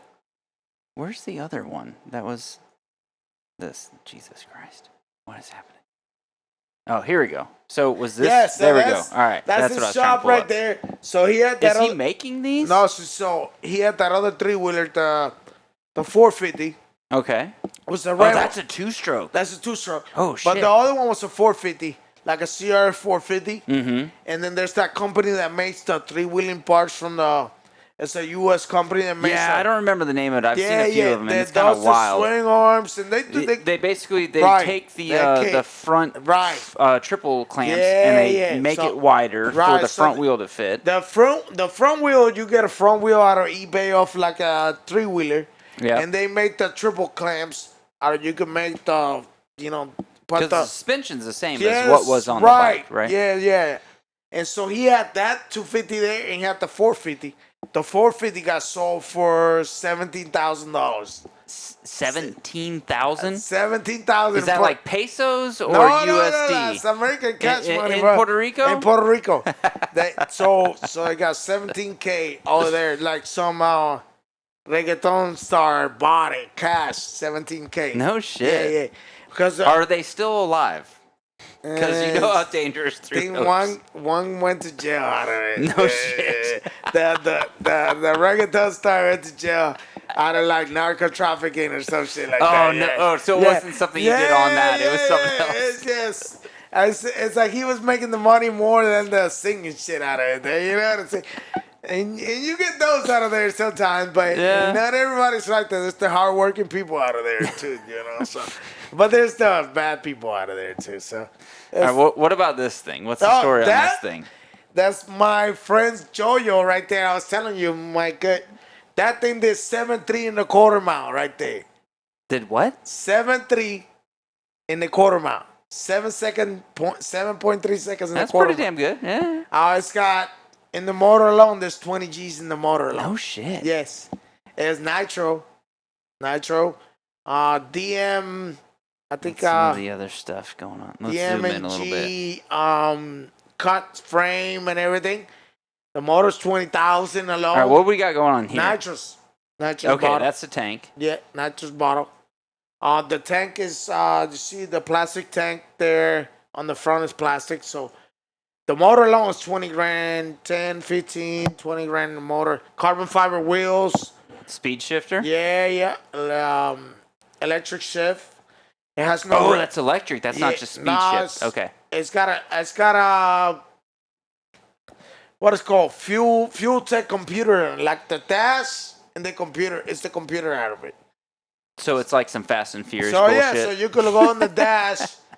You know how the what is called the front stay there? You see that little thing there with the little cap is with the front stay that holds the front clip over there? Where? Guide my mouse. That's the gas tank right there. That What, right this? there, yes, that neck right there is the So gas. this is the You fill. put the fuel right there. It doesn't. Why wouldn't the gas tank be right here? No, because that's all plastic. Doesn't even have a fuel tank there anymore. What? Yes, it's all like a cover. The fuel tank is on the front. there. So how much fuel does it have in It's it? just a whole one pass, two passes. Yeah. So it's like a gallon? Every time you go down the track, you gotta fill back up on it. No shit. Yes, that's That's why they fucking do cool. it, man. They're badass machines. The carbon fiber wheels on it. I mean, you got top of the line race bike right there. Carbon fiber wheels on that thing right there. You can look at it there. Yes, sir. The best of the best right there, though. I remember Huey and I building like a 200 horsepower Hayabusa that at thing- Mountain one time. That thing is more than two. Not Mountain. Married to Motorsports. You got to start it. You see that box that is next to it? They'll go back a little bit. You'll see it. Oh back- shit! What the hell? What did I just click? No. What did I just click? Obviously, I don't know what the fuck I'm doing with this thing. Oh, that's weird. It's all good. It's like gone. Yeah, it's all good. So yeah, those things don't have a radiator. There it right goes. there, you see Okay. that box right next to the back wheel? Oh, okay. There it is. That's the starter box. So you put that thing to the starter motor. It has two cables, and then has the battery box there with the two cables you plug into the starter, and you start it up like that. This it. It's like the jump box with the. Yep, you see right there. Okay. You see the batteries right there. So it doesn't even have a battery? No, don't even have a battery. That's the fucking battery right there. So how does the engine run? It has the battery like a little battery. Oh, like a tiny, Like like a little a tiny small ball, one like a somewhere, little just to joke. run the electronics. The electronics. Yeah, But yeah. that's the starting battery right I there. mean, that makes sense. Yeah.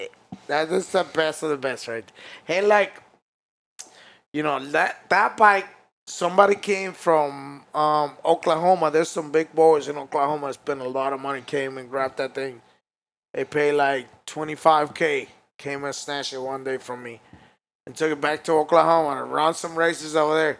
Because they got some, they're called the Kings of Crush, is what it's called. Okay. And they all lined up at the starting line. All the black folks are betting money over there. Man, whose lane you got, what you brought. Yeah. Right even off the trailer, they already got the thing already like lined up against another off the trailer for like 15, 20K.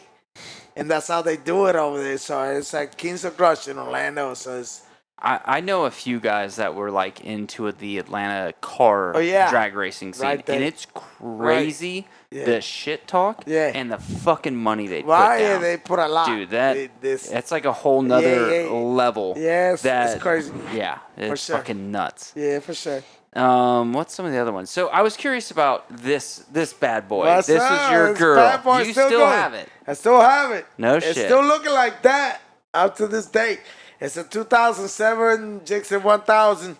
I actually got from Freedom. I was gonna say, Yeah. you did get that while you were working with us, well, right? well, I remember you buying Actually, it. I got that from when the Wilhelms took over. So right after the Blues Okay. sold out, The Wilhelms took over. I feel like you uncrated it. Like you bought it, uncrated it, or I couldn't remember the whole story with it. It was a trading. It was a trading. I went my baby mama to like just Gatlinburg, like a weekend out there, and came back, and that thing they had taken that thing right there and like trading. And so, I ended up buying it without she even knowing I bought. And I was like, well, it was a funny story because, like my credit was fucked up by then. And then nobody would give me a penny. So, I talked to them and I was like, yo, can we work something out? Take it out of my paycheck? Yeah, I remember. Yeah. So, I knew there was something with it. And then, so they did work it out. And then the Wilhelms took over because I already had, remember that lady that used to work the office? Carol, and her husband Lance. Carol. There used to be like the mama of everybody. She used to be such a good lady, man. Yep. Shout out to Carol. Yeah, she was she's always such a nice lady. And then she made me fill out the paperwork when they said they were doing it. I was surprised. The balloons, they're like, yeah, son's here. It's your bike. So I was making payments on my check. And then the Balloons took over, and then the Wilhelm, took over, and then it was to the point that there was a shit show over there, and I was like, I gotta get out of here. Yeah. So then it was a boy went to work. The Muffin Man went to work to Mountain, and so I called the Muffin Man. I says, hey, can you give me a job over there? Like, yeah, I'm going to get you with Dustin Farden's dad. And, yeah. So I got a job over there. And then they ended up taking my bike from me. No shit. Yeah. Really? They're so bad. They were so aggravated that I left. They ended up saying... Well, that's kind of part of the shit. Like, when they just wanted me to agree. And I'm like, no. You, like... They were so it was, like, petty. It was weird petty shit. so like that. I was like, I got paperwork. This bike is... mine. I got signed papers. It says Jose Lozada is in the name of this thing, and I'm paying. I haven't even missed a payment on it. You're taking it out of my check. Well, you're not gonna be here anymore. So we can't take it out of your paycheck anymore. I says, but I'm coming back. I'm gonna keep it. No, you gotta leave it. I took it, and then they called me back when they says you gotta bring it back. And I says, like, what are you going to give me for it? Like, if I just take it back and just buy it up for me, and they try to give me some, like, $2,500 for this time. I'm like, you out of your mind, dude? Are you crazy? So how did you end up back with it then? So I ended up taking it back, and I work hard my ass off for that thing, and I said, this is my baby, man. I want my thing back.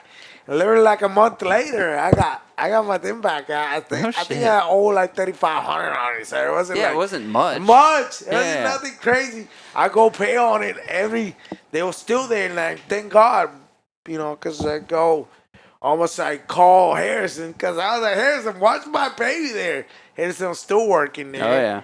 And so I told him, hey, watch my thing. He's like, yeah, I'll watch it. And so, like a month later, I was able to work hard, make some money, and I was able to get it back. And they were so bad, man. Yeah. You know what the worst thing about it was? The worst thing about it is like I saw the dad at Publix over here, like Marsteele Road. Okay. Over there, Marsteele. Mm-hmm. So they got their big farmhouse around there somewhere. So I saw that over there. And I was never the type of person that I said, hey, I'm leaving. I'm telling you, I'm not leaving in bad terms or like this happened. And I'm just telling you, hey, man, like you got your stuff going on. Like I'm entitled to like go get to something. If it doesn't work out, like, so be it. But anyways, I saw that over there. I went to shake his hand, and I give him his hands. This dude give him his hands. He went like this, and just took his hands off. What? Like he never gave me the handshake though. Like he just they're like, oops, I'm not giving you the handshake, and took the hand back. It was a fuck you. And dude, I was so like I could have dude, like Well, I mean, blow smoke out of my I've got head, a lot dude. of Puerto Rican friends from growing up in Tampa. There's a Yeah. respect thing, Yeah. and that was fucking disrespectful. Dude, that was so bad. Yeah. Like, I don't care how many millions you got. Yeah. But we're man to man. If you do that to me, that just totally, man, I like so glad I like hold myself back and just kind of like turn myself around. Like, Holy but he shit. did that to me in Publix, man. And I was like, dog, dude, like why you do that to Yeah. me? Like, you could just even avoid me and like walk and go somewhere else, but not act like you didn't get, and then pull your hand back and like act like I'm not giving you the hand, dude. Yeah. That's so that was sorry. fucking That's disrespectful. That's like Yeah. classless. And like for you to have, because you walk your talk and you act your way, and you're like the millionaire matchmaker. I'm gonna call you the millionaire matchmaker, and you're like fucking got all these millions, and you're like doing this, and you're like acting like that. That's man. It's like, man, this is cause you know what the type of that shit is like.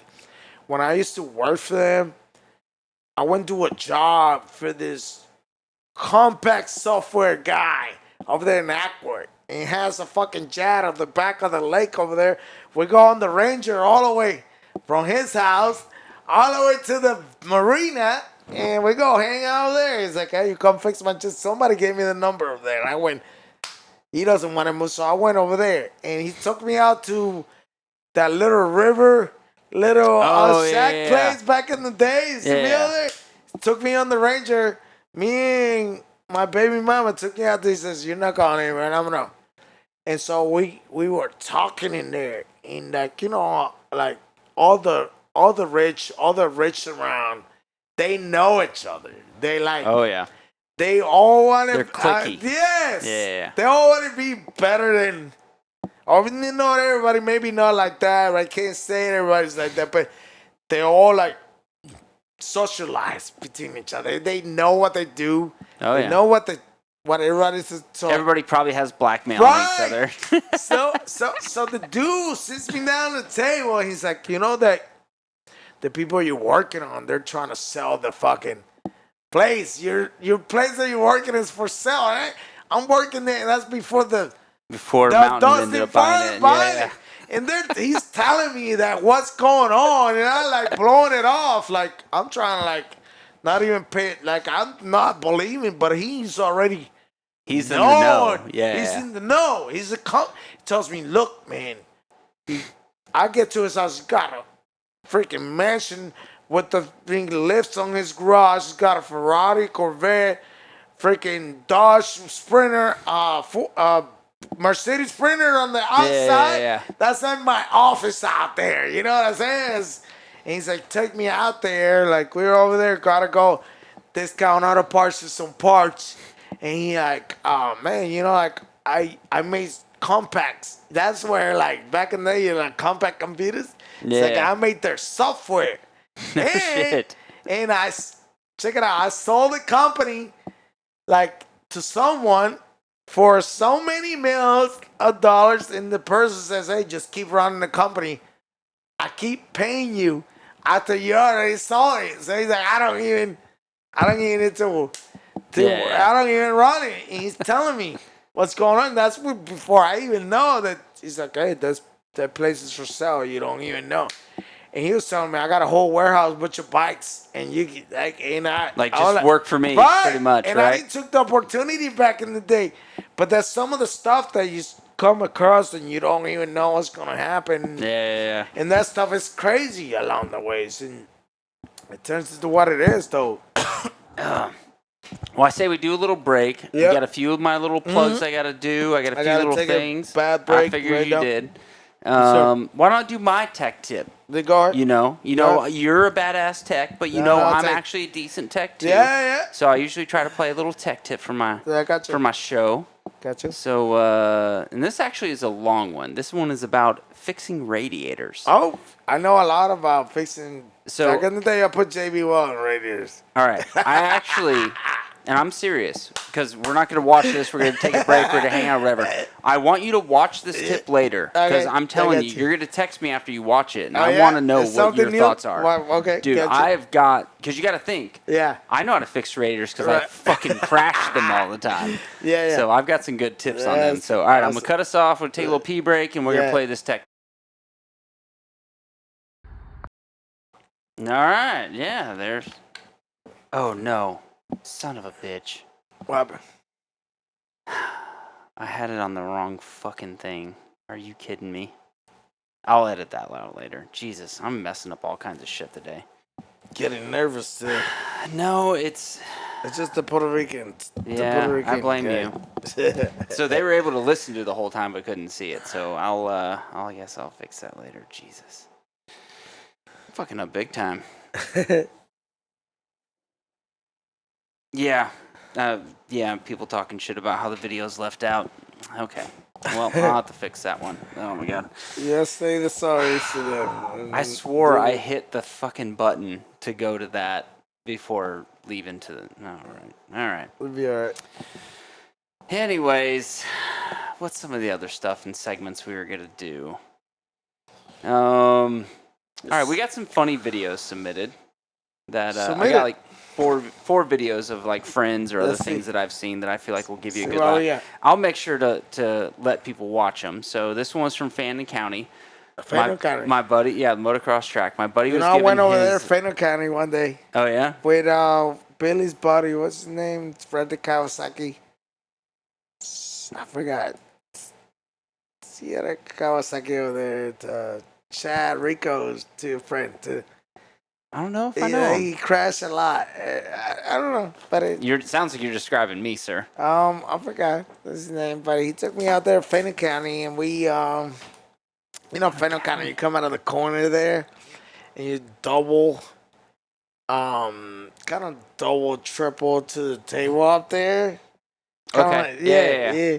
So, I just get there, and first double, triple, I hit there, and I hit the table. I didn't make it to the table. It crashed out. And then so he's like, yo, like, I'm gonna like, walk you through it. Just kind of make sure you do this written here.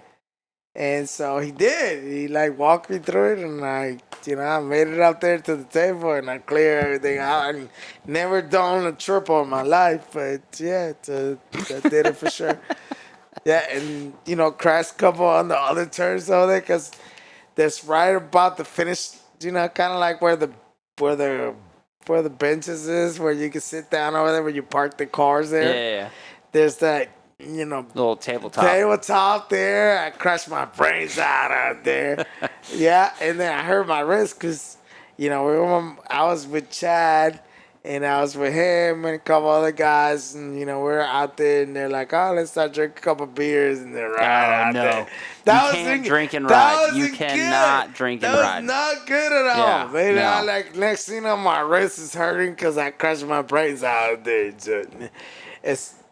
keep it clean, don't drink. Yeah. So now all the times that you made fun of me for being injured and thought about what a dumbass, now you understand the shit that I'm doing. Because you were drinking there? No, I was not drinking there. No, so this one was pretty funny because he was bitching at his dad to stop doing a certain thing. Yeah. And I was like, go over there and fucking talk to him like you're like his dad. Yeah. So this was that video.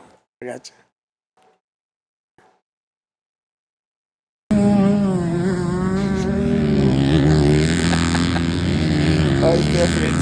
Yeah, I was like, go talk to him. He's doing the little thing. Then he saw me filming. Hey, you gonna let your son talk to you like that? He's like, oh. All right, so that was just like an honest, like, funny video that I was like, all right, this is going down. I gotta get a picture, like, film this kind of thing. Mm-hmm. All right, here's some other good ones that I saw. Which one is this? Because I actually can't see the things.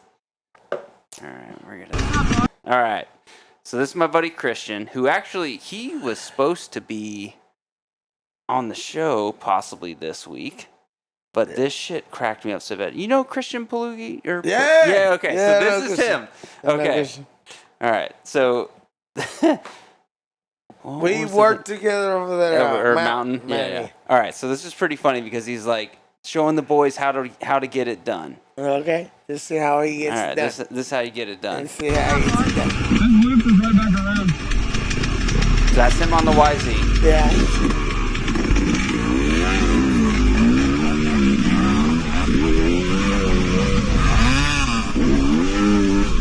Oh shit! he really got it done though. Oh shit, he hurt. You alright, dude? No, I'm not. This loop is He right really back got around. it done though, for sure. Yeah, literally. I mean, what is? Yeah. He Not made even it a like total of that. 20 feet. It wasn't that And far. then he eats shit. His buddy runs him over, and his other buddy's running the fuck over. I was like, oh my god, that's fucking great. I was like, Christian, I'm putting that on the next show. Yeah. All right, let's see. Is this Fred's? Nope, that's the same one. All right, hold on. This one's Fred's. All right, let's expand it. All right, so this video is titled "Sorry."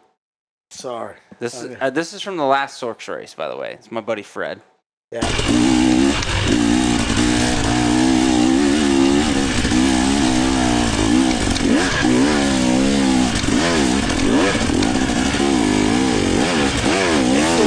Tattoos out there,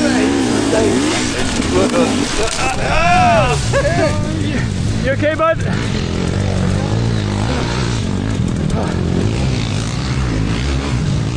Oh, this is gonna suck. Big fucking balls, dude. Oh, shit. You're okay.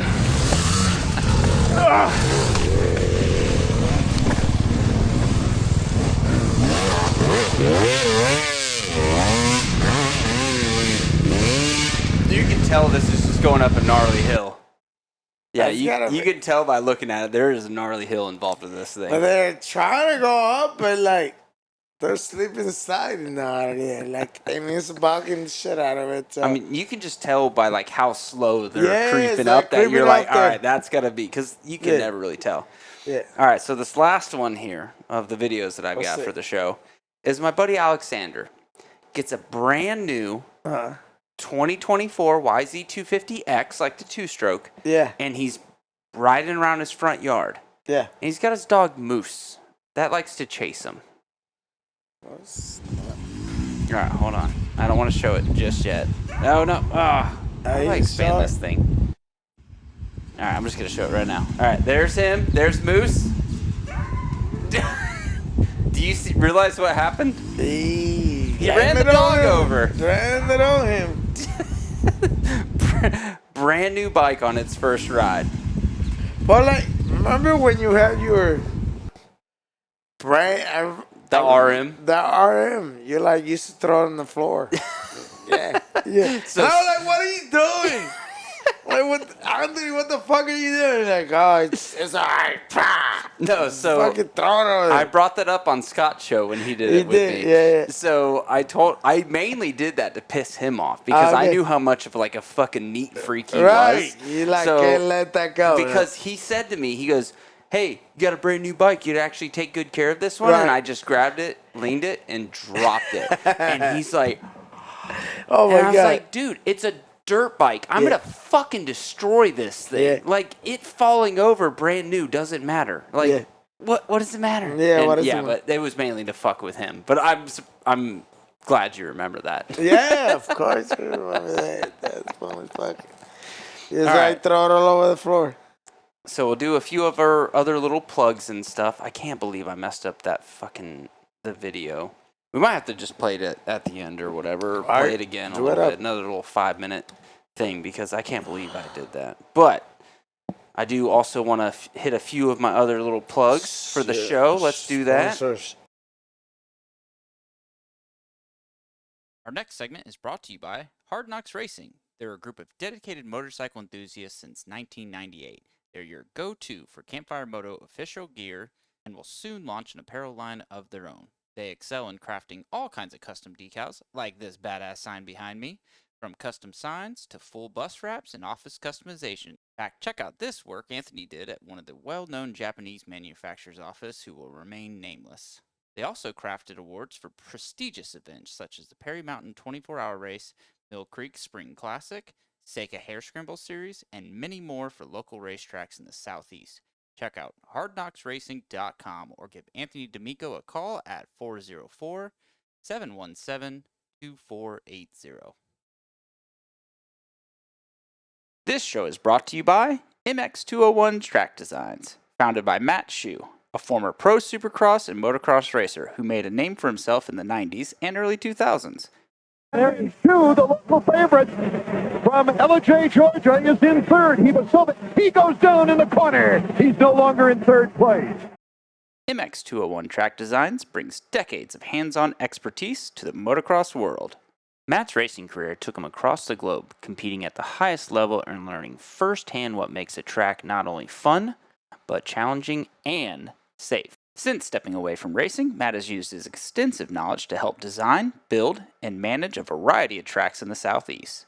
Locations like AmpMX, Highland Park Resort, and Synergy Cycle Park trust MX201 as he's earned a reputation for creating top-notch riding experiences. Whether you're dreaming of a custom public track, a private motocross facility, or even a backyard woods loop for the kiddos, MX201 Track Designs offers solutions that are as unique as your vision, and he'll offer custom solutions that are tailored to your budget. Visit mx201trackdesign.com or call 678-628-4892 to get started on designing your perfect track today. And when you do, be sure to mention Campfire Moto Stories to Matt. So as we start playing this, Jose's like, "Oh, fucking Matt, yeah, I know him." Yeah. Dude, Matt's the man. He's still a badass. Yeah. So it's funny enough. Last Tuesday or Wednesday, I bring my kid to Allatoona to take him like a ride in the trails or whatever, and I get a call from Shue, and I'm like, he doesn't call me too often. That's weird. Like usually we'll text and stuff. We text like a few times every a week or whatever. Yeah. And he's like, "Hey, are you home?" I said, "No." He goes, "Where are you?" I was like, "I'm at the park with my kid." He's like, "What park?" It's like Allatoona. And he's like, "Where?" It's like the main trailhead. Like we're about to go ride. He's like, "Well, I'm here." So he ended up getting a flat, and he was calling me to see if he could like go to my house to get a pump since I'm like a mile away. Right. And I was like, "Well, dude, just here's my key. Go in the garage, get what you need." And then he had like switched to tubeless or to a cush core setup, but it still had a slit in the side that it was like a slow leak. So he's like, "Oh, what the hell?" So yeah, we still talk and message all the time. That's good. What the hell is Axel calling me for?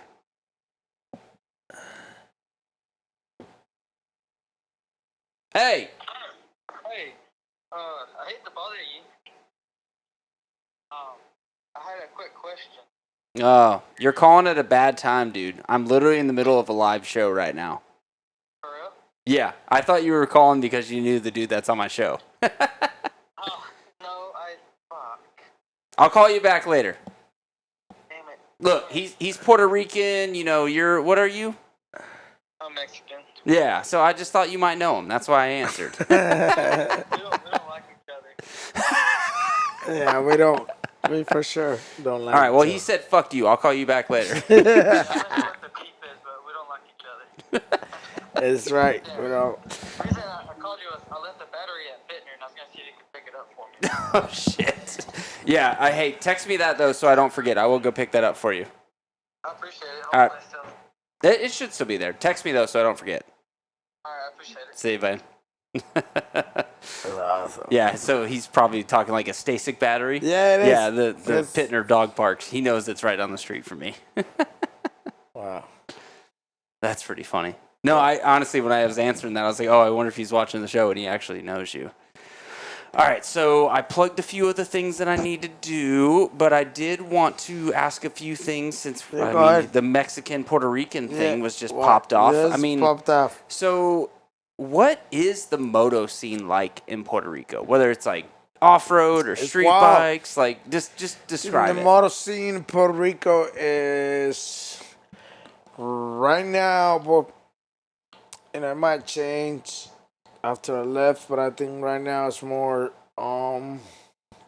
the Willie Boys. You know what I'm saying? Like You're about to lose that. It's There the you go. Atlanta boys. You know, like riding all the dirt bikes through the streets, doing wheelies, 12 o'clocks, endos, and then the scooter new progression going on. Really? Everybody's got scooters, so they're taking the Sumas 125s and they're souping it up and they put nitrous on them, all that kind of stuff. So everybody's riding scooters, but yeah, definitely the wheelie boys take over. Not in the street bikes, it's just the dirt bike stuff. Through the streets, no tag, riding the wheelies. Cops are, tired of it and going crazy out of it. So, yeah. So that's kind of what and then, it never fails because, Puerto Rico, everybody likes to have their stuff sharp. Everyone clean, Colorful, popping. Yeah. I want to show it off. Like you call Rolando right now. You should have Rolando because dude, I tried to actually get Chad and Rolando on for this week, and Rolando was like, "I'm in Seattle." Yeah, I was like, so Rolando's like, because if you ask somebody what Puerto Rican is, just call Rolando and be like, "What are all those rides you got?" Because Rolando and me are because he brings me stuff and he brings me a racer and he's always gotta have his stuff sharp. You gotta have all the whistles and whistles and everything, sound system, wheels, tires, and you Puerto Rican, you have your stuff sharp. It's always gotta be looking good though. So it's just kind of what runs on our stuff, and that's kind of what we do, man. It's just. And then we big in rotaries. So I got a rotary right now. It's like the RX-7s that back in the 80s. Yeah. So that's the first gen. This first gen. Yeah. We do that all the way to 93, which is the twin turbos. Okay. And we do Rondo. So what you're saying is basically Puerto Rico that scene is still like Fast and the Furious. It's bad. It's the fastest thing ever. Because right now I go to a lot of events in the Orlando World Speed World, and they got the baddest rotaries from Puerto Rico in the world. Like they got 6-second cars doing, the rotary motors on there. So what's making me laugh right now is my buddy Herman that made the comment about I thought it was your only Puerto Rican friend. Dude, in high school, he was so fucking obsessed with the RX-7s. Yeah, he had a second-gen one that we took the fucking motor out of, and That's how we, right now I got a first-gen 1980 flip-up headlights, and I just did the motor. I did a street port on it and fully built, so we're trying to finish it. I got over 10 G's in the car. I haven't even heard it run yet. You know what I'm saying? And it's kind of hard because not everybody works on them. Yeah. So I don't work on them. I kind of learning because I'm a mechanic, so I want to be able to do my own stuff. But I'm learning a little bit by a little. Well, the nice thing about today is the fucking information is out there. You just got to learn how to do it. YouTube is the biggest thing in the world. It's amazing. Man. Yeah. You can't tell me. I mean, it's way back in the day. You got to look at manuals. Yeah. And, focus on actual books. No. Literally, back in the day when I worked in House of Power in Melbourne, 03, there's a guy that got fired, my guy Miller got fired from stealing the manuals from the shop and selling them on eBay.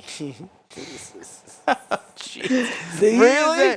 Taking manuals out of the copies and stuff. Yeah. And it was he'd make copies of the manual. We had 2 or 3 of the same. Oh, shit. Okay. The original ones. And they're there's 2 or 3 out. Because that was the only information you could get. can't get nothing copy on a computer. there's no fucking Google. That's Yeah. 2003, and you sell them on eBay, and you be making a killing out of it. So, like, yeah. And so now so much, cause I got my other guy that works with me, and I call him the YouTube guy. And I was like, dude, like, because you always said that you know everything or you know your stuff and you YouTube it, but it's not just about YouTube, it's about doing it. And so somebody could tell you and you can watch the video on YouTube, but don't mean you can do it, you know? So it's more like, information is out there, but don't mean not everybody's made for it. Yeah. And so No, like you have to have the right brain, like because Right. even like the work I do, I'll have some guys where I'll just show them like, dude, this is the trick to get to here. Right. Like you can get from A to Z like that, and they just want to go through all the fucking letters of the alphabet to do that. And I'm like, I tried. Like you can't. You can't lead you can lead a horse to water. You can't make him drink, kind of thing. Yeah. It's the same thing. You have to have that mindset of like, how can I be better? You know, how can I do that? And it's the same thing with making this shit. Like, I made this fucking a lot of mistakes today, right? I will never fucking make them again. You know what I mean? you gotta learn once, don't make it twice. Right? Yeah, exactly. Like I rarely, and even this is kind of funny because my kid's been getting in trouble in school a little bit. Well, big surprise, right? It's normal, but it brings me back to when I was in school. My dad was like, you get in trouble a lot, but you never get in trouble for the same thing twice. Right? Yeah. Like, I'll do the thing, I get caught, and I either learn how to not get caught at that thing or don't do it again. Yeah, don't do that again. Yeah. So that's good, man. Yeah, like you have to have that mindset to just move forward with that shit. Well, you know, but, gotta learn from it. Don't make it again, right? Dude, that honestly, like I tell people, I'm not a good mechanic, but I've fucked up enough. So where you gonna learn from that? Like I'll put things in place. If I'm taking a motor apart, this is my process. Yeah. If I'm working on this is the process. Yeah. And you don't break from the process. And that way you're like you don't mess up while you're working on the shit. But I feel like you probably are in the same mindset with that kind of thing too. I think it's more like, you know, you gotta learn from it. Yeah. Kind of like buying the thing where you poke the frame and you're like, fuck. Yeah. So, what's some of the other questions I had about Puerto Rico here? Puerto Rico is great. Do you think you'd ever like have plans to take what you have here back there? Or no, you're here? I don't. Then my plans to me is, I do want to take stuff back there, but it's more like seasonal. Like I was taking, it's like I was like go for 3 months or something like that. I was telling my mom, it's like I want to buy a house in the mountains somewhere, like a farm out there. Okay. We go there every year, so you know maybe when I go on vacation, I go over there. If I don't have a vacation, I rent it. Airbnb, so much stuff going on there. So, and not even like that. I just have it there. Just go whenever I go. Another thing is kind of like poking my ideas. Having a boat out there, cause you know, like the Virgin Islands are right there. Like last time not this past time, but the one before I went over there.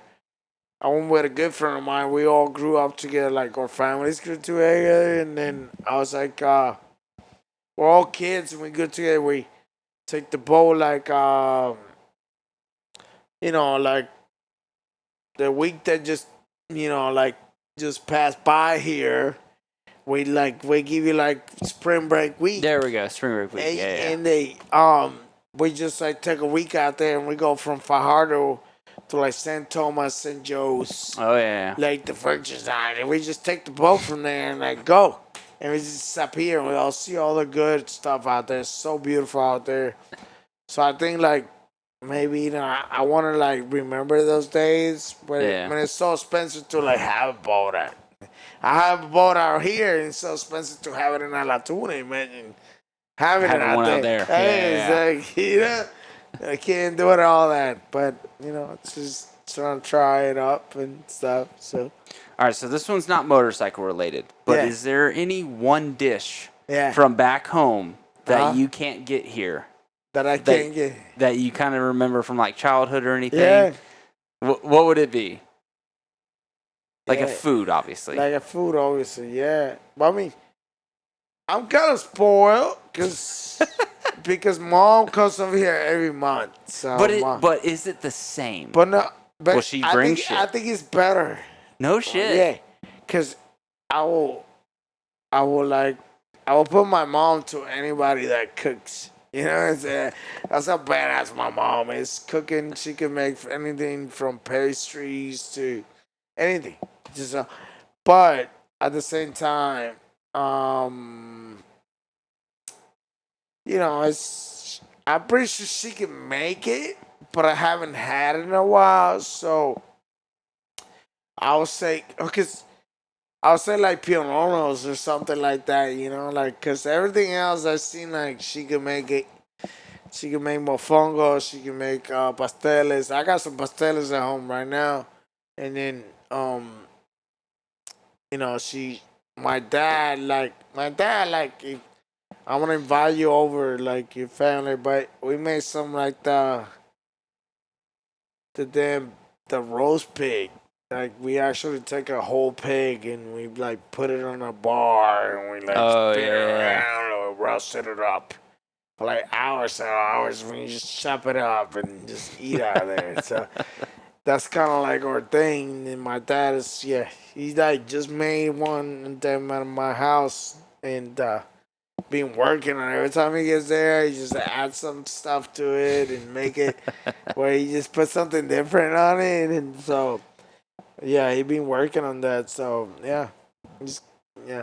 So, I mean, like I said, and it's something weird about that because, I would think that I would say it'd be like a Puerto Rican food that I haven't had, but I don't think it's like that because most of Puerto Rican food, every time my mom comes, she makes everything. So it's really It's nothing. still authentic then. It's really nothing that I can say, hey, I could go to Puerto Rico and I don't have here. Or like I'm missing it. Or I haven't had it in a while. That's It's pretty really funny. nothing. But like if I tell her, hey, mom, like, do some Chinese food, she's like, I don't make that shit. Chinese food is for the Chinese people. You know what I'm saying? That's the type of shit that she been telling me that she like, I'm a Chinese people make Chinese food. I don't make Chinese food. We'll go get Chinese food to the Chinese restaurant. I don't make that. So that's her kind of thing. That's really So funny. so it's kind of like a Puerto Rican thing. Yeah. She can make anything Puerto Rican, but you tell her make pizza or make pasta or make anything like that, and be like, nah, we just go get it. That's it. That's her. Oh, that's pretty funny. Oh man, what's is there anything about what you're doing now, being on your own, got your own shop? Is Right. there anything you miss about when you worked for the dealers and that was your life? Like, what's the main think stuff? that's the. Besides that, your phone rings all the time. You can't do that rings one. every day, but in the ring before and the ring every day. But I think I think that most of the time where you miss something like that is more like the people that work with you. Yeah. Because Like Billy. Because it's I mean, I don't know. I mean, because not every day everybody, like, let's say you got 3 people working with you. They don't work every day because they don't show up or they don't come to work. And so those are the people that you socialize every day and you talk to them every day. Yeah. But they're not there. They're not coming every day. So most of the time, I got used to working by myself. So it's like, you like talking to the walls.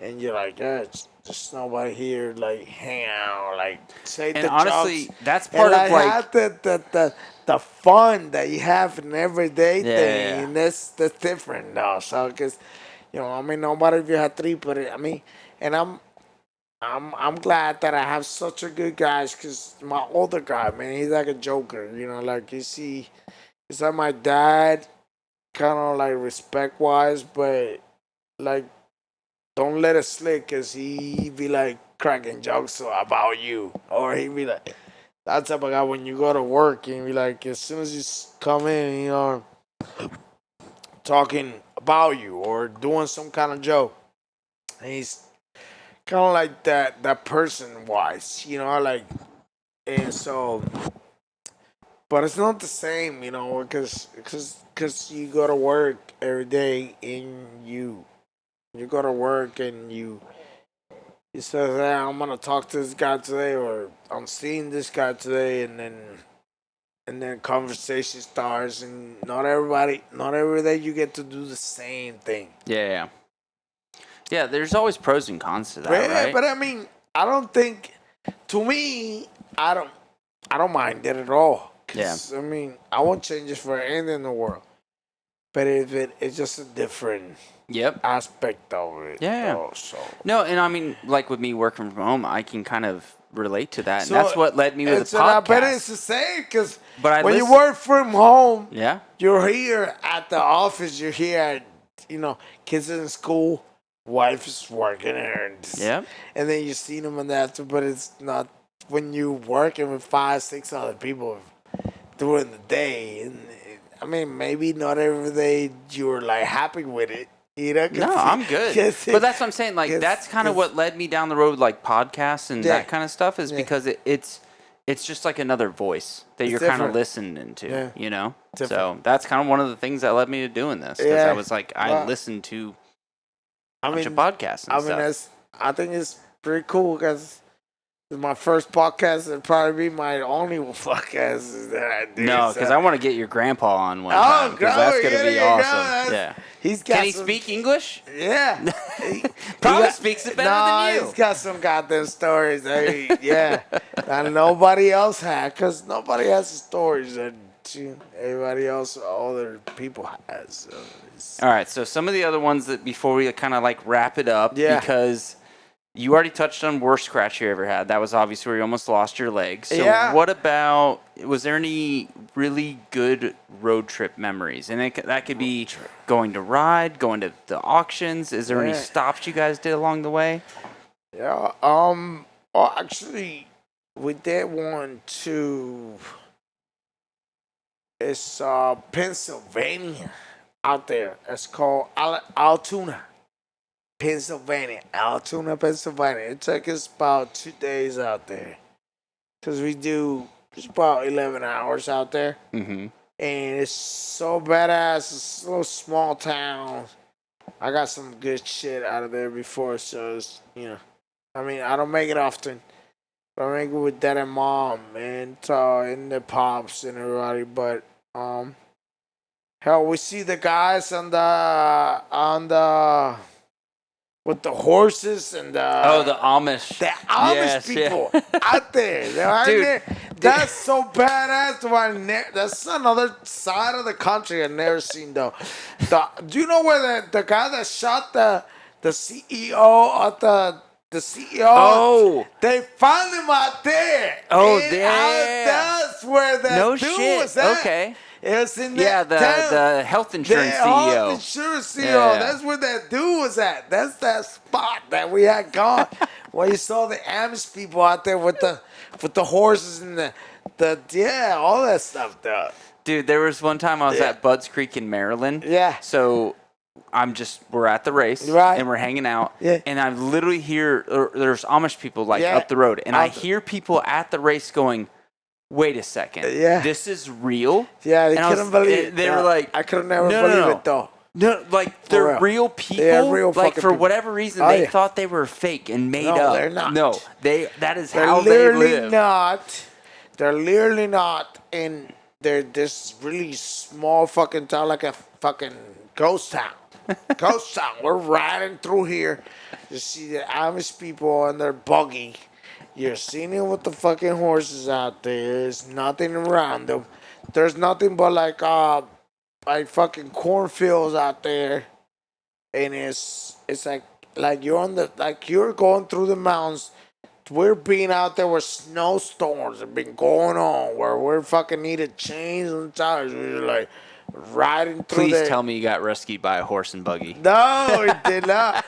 But it's like it's almost needed to be rescued. It's been some bad stars out there, and we're like making it like 2-3 days. We just stop at a hotel here, stop at there. Yeah, and made it out there, and it's like cool looking out there, but it's different for sure. All right, so another one. Dream bike, no budget. All right. What would you build? How Puerto Rican would it be? Alright. What sound system I would love you it. have? All right, tell me. Give But I it to don't me. think I have sound system because I'm not the sound system guy. Maybe we could call Rolando and have him on the pods over here. He'll tell you all about the goddamn sound system. I He'll added the it all sound fucking system wrapped because up you in said the- that. He'll have it all wrapped up. He had to have the school because that's like a big thing in Puerto Rico. You stop at a light and you see the scooter next to you. And he's got a subwoofer in the goddamn scooter. Pin, fucking reggaeton, that shit going on. He's over there. Boom, boom, boom, boom. He's over there broken your ears up and shit. He's got a better sound system than a car does, but it's just a scooter going on there. But I won't have too much sound system, but All right, so bike. I said the sound system thing only because you said that about Rolando. But I think like on it, I think the best bike overall it'll be a Goldwing. No shit. Goddamn, like one of the newer ones? The newer ones. Yeah. With no trunk. Cause I like the low rider style in the back with the no trunk. I can't do it. Like, dude, I grew up on the back of Goldwings in the 90s and 2000s. I bet your dad has some Goldwings, right? Dude, he sold. He had a dealership in Leesburg, Florida, which is south of Orlando. Leesburg. He sold the most Goldwings of the fucking USA. God. Yeah. Oh, shit. Because of the villages, Yeah, right? yeah. Yeah, so like Goldwings are what I grew up with. Oh, I love the Goldwings, so man. I That's see the gonna be new my ones. next bike, the though. new ones, I'm like, it's like a fucking Harley knockoff. Yeah. I don't know. mean, it's still not a Harley, but I just think it's more futuristic than anything. Dude, those things fucking handle. Yeah, right? they handle good. You can't even feel them. Yeah. It's not even a... Dude, like, it's a heavy bike. You just touch it. It's just Yeah, nimble. It's not even a bike anymore. Yeah. Though. It just goes. You know what I'm saying? All right, But so then your dream build bike right now would be a Goldwing. Yeah. it'd What be a else would Goldwing. you do to it? But I could be a going, but it'd be something. I don't like those type of guys that make it look like a fucking spaceship. Goddamn, putting lights all over it. Goddamn place over here. And you're gonna put the fucking flags on it and fucking put everything on it. No, I'm not gonna do that to mine. I just gonna have to have a plain stock going, cause I like my stuff like it came out of the Clean. factory. Yeah. You know what I'm saying? Like original shit. You tell me I'm gonna fucking spaceship the motherfucker out and fucking 20,000 lights on that motherfucker, and it'd be like a fucking over in no time, and I just get insurance on it, burn it up. You know what I'm saying? Cash it out. You know, it's not gonna work though. Oh, man. So, yeah. I wasn't expecting that answer, honestly. Yeah. I figured you'd say a GSXR or some shit. No. But I mean, I think it's more like, it's for my, I mean, I'm not a 20-something-year-old. Like, hey, keep driving. My Gixxer, I'll never sell my Gixxer. But I'll let my kid, because that's what I told my kid, hey, that is going to be gone one day. You don't have to keep the family tradition. You got to keep getting. It's like, Daddy, yeah, I'll keep it going. I mean, maybe he takes care of the Gixxer. Maybe he drives it. He never rode a bike before. Probably didn't even drive it. But, you know, like for me to, let's say, hey, I'm old and I'm going to have a Gixxer. I can't even get in it. You know what I'm saying? My back will hurt. Everything cracked. Can't even get on it. So, why would I even try that? Yeah. I mean, but the Goldwings, I'd rather have a Goldwing than a Harley all day long. Yeah. Fucking Harleys a suck. I mean, you know what? When I knew Harleys weren't any good anymore, it's when I used to work in Freedom. So we work on all the victories. And I have a Vegas right now at home. You got a Vegas? An 05 Vegas. No shit. This thing's got 6,000 miles. Like I brought him back from the dealership. What? Dude, like I was working at the dealer. We were working on it. I got a clean ass Vegas, like 06, 6,000 miles on it. Like they just bought it and it's got a check engine code on it. I'm trying to fix it. But dude, it brought me back, man, where it's like, well, yeah, dude, Vegas. Yeah. It's so and as soon as I got in the Vegas and I got in a Harley one day, like a soft tail, and this thing, I was like, where's the power at? There's nothing here. It's terrible. That's sick. There's not even a bike here. Like, I'll give it gas. It's not even going anywhere. So I couldn't even believe it. And everybody is like, all so hyped up about this Harleys, like. I've never understood it. Like, dude, honestly, like my wife knows here. more about Harleys than I ever will. Really? Yeah. She's like a fan or No, like the she, family? because she worked at WoW at one point. They so have she had to somebody. sell them. Yeah. And I've never been a part of that world. So she knows way more about them than me. Like, she'll be like, yeah, a Sportster, whatever. And I'm like, oh, what? Like, I don't know. Yeah. Like, if you put 3 Harleys lined up and we're like, what's this one called? I'd be like, I don't know. Yeah. But you line up any fucking Honda, you line up any fucking Jap brand or most, like, even the Vegas. I could be like, oh, that's a blah, blah, blah year. Yeah, this you know model. what it is. Yeah, though, this is a fucking 93 Magna. Right. You know? Yeah, I could look at them and tell right away. Yeah. But no, Harleys, I couldn't fucking tell you shit about them. But I mean, I don't know, man. It's something about them. And I mean, I guess it's the American dream is what it is. Is that what it is? No, honestly. Because we don't have the American dream over there, but trust me, Puerto Ricans do like Harleys because my boy works over there. Oh, yeah? And that Jojo guy is telling you what the boy had to. He flashes computers and he's like, I got the Harley boys coming over here. And I'm like, I would have never thought that. You guys, Puerto Rico, you have some, but there's some Harley travels everywhere. Yeah. And it's their brand. You know what I'm saying? But it's like something to be like, but why? But I guess it's just the brand. It's you not know what? Really what they honestly has always turned me off from Harleys. Yeah. Is the same mentality that you were talking about with Eric. They come off to you like they're fucking better than you. Right. I'm on a Harley. I'm going to be different and dress the same as every fucking other Harley person out there and do the same but I'm shit. better than you. But I'm different. I'm different. So I'm going to have all this shit. And it's like, you're not. No, you know? no, I don't know. yeah. I've always been like, if somebody dives into being like, it's just, even if a TV show gets like too popular, I'm like, I don't need to fucking be a part of that, you know? Yeah. I don't know. I feel like it's like the rebel in you or something. I mean, shit. I mean, talking about the Rebels, the new Rebels are different. The Honda Rebels? Yeah. Still a Rebel. I haven't even worked on a Rebel in a lot, but they changed. Are you still talking about 250 Rebels? Yeah. 250. What? But they changed their look, but they're still 250 Rebel. You know what I'm saying? But it's because like, I know your dad does a lot of like driving license. No, schools. he's got all the motorcycle license or courses in Georgia. That's what I'm saying, because we talk about the rail, because I used to deal with him when I go get parts in Mountain, and you always deal with him. Yeah. And see, he was telling me like if I want to work on some of his school bikes. He was telling me about the the school bike. And dude, I remember him asking me for your number. Yeah, Holy shit. That was like 4 years ago. Yeah, so he always go to Mountain and he's like, oh, I got the school bikes. And then, because that always remind me, like, I used to work in Melbourne and I bought on R1 like a Raven edition. It was like an 04, 05, and I bought it crashed out. And I'm trying to put it together. It had no headlights, no tail lights, no fairings. And so I come out of the, I got it at the dealership where I work at it in my bay over there. And I come out of the dealership, I finally put up wheels and got it all running. I got it out of there all naked and I bust out a wheelie coming out of the dealership and I got pulled over.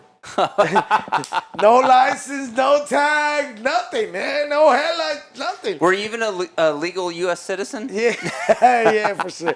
For sure I was. So the cop is like, hey, y'all, like, you got no headlights, no nothing. where's your license? Nah, I got none. Yeah, like, I mean, bro, I work right here next door, bro. I just came out of there. You saw me come out of there because you're like right in front, and I bust out of.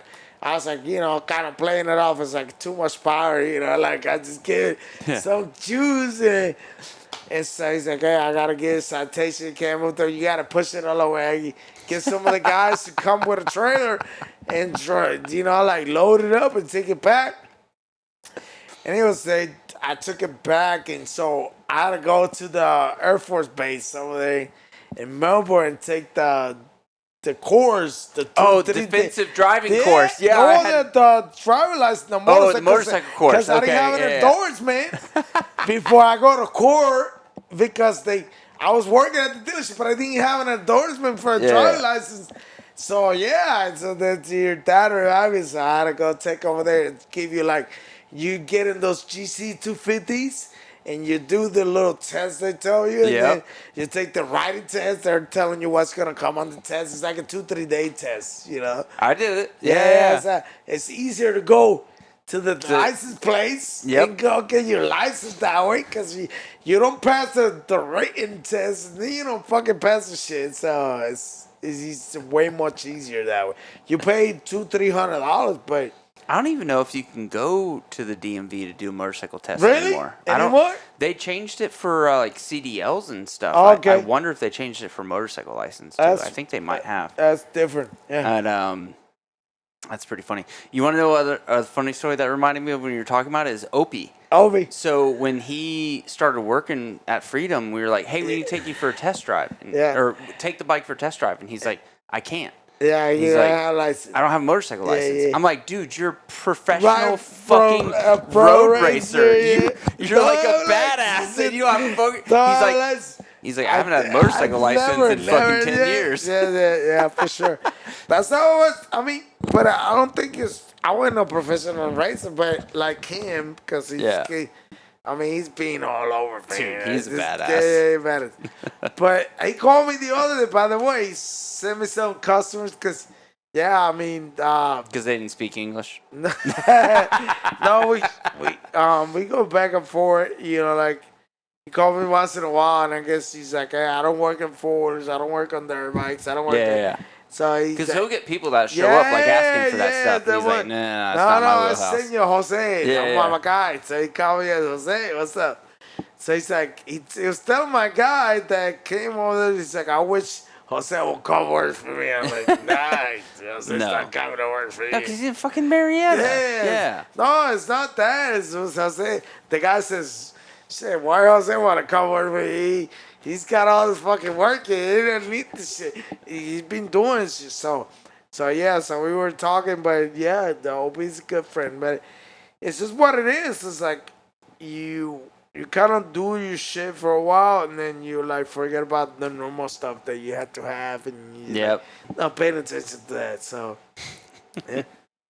Well, I feel like I checked most of the boxes of these things, unless you got other stories that you want to bring up. Is there any other things you want to hit on? I think, you did write a few things down on that paper. Let's do it. Come on, hit it up. So I already said about the ambulance drive, which, I almost lost one leg. I already went through that.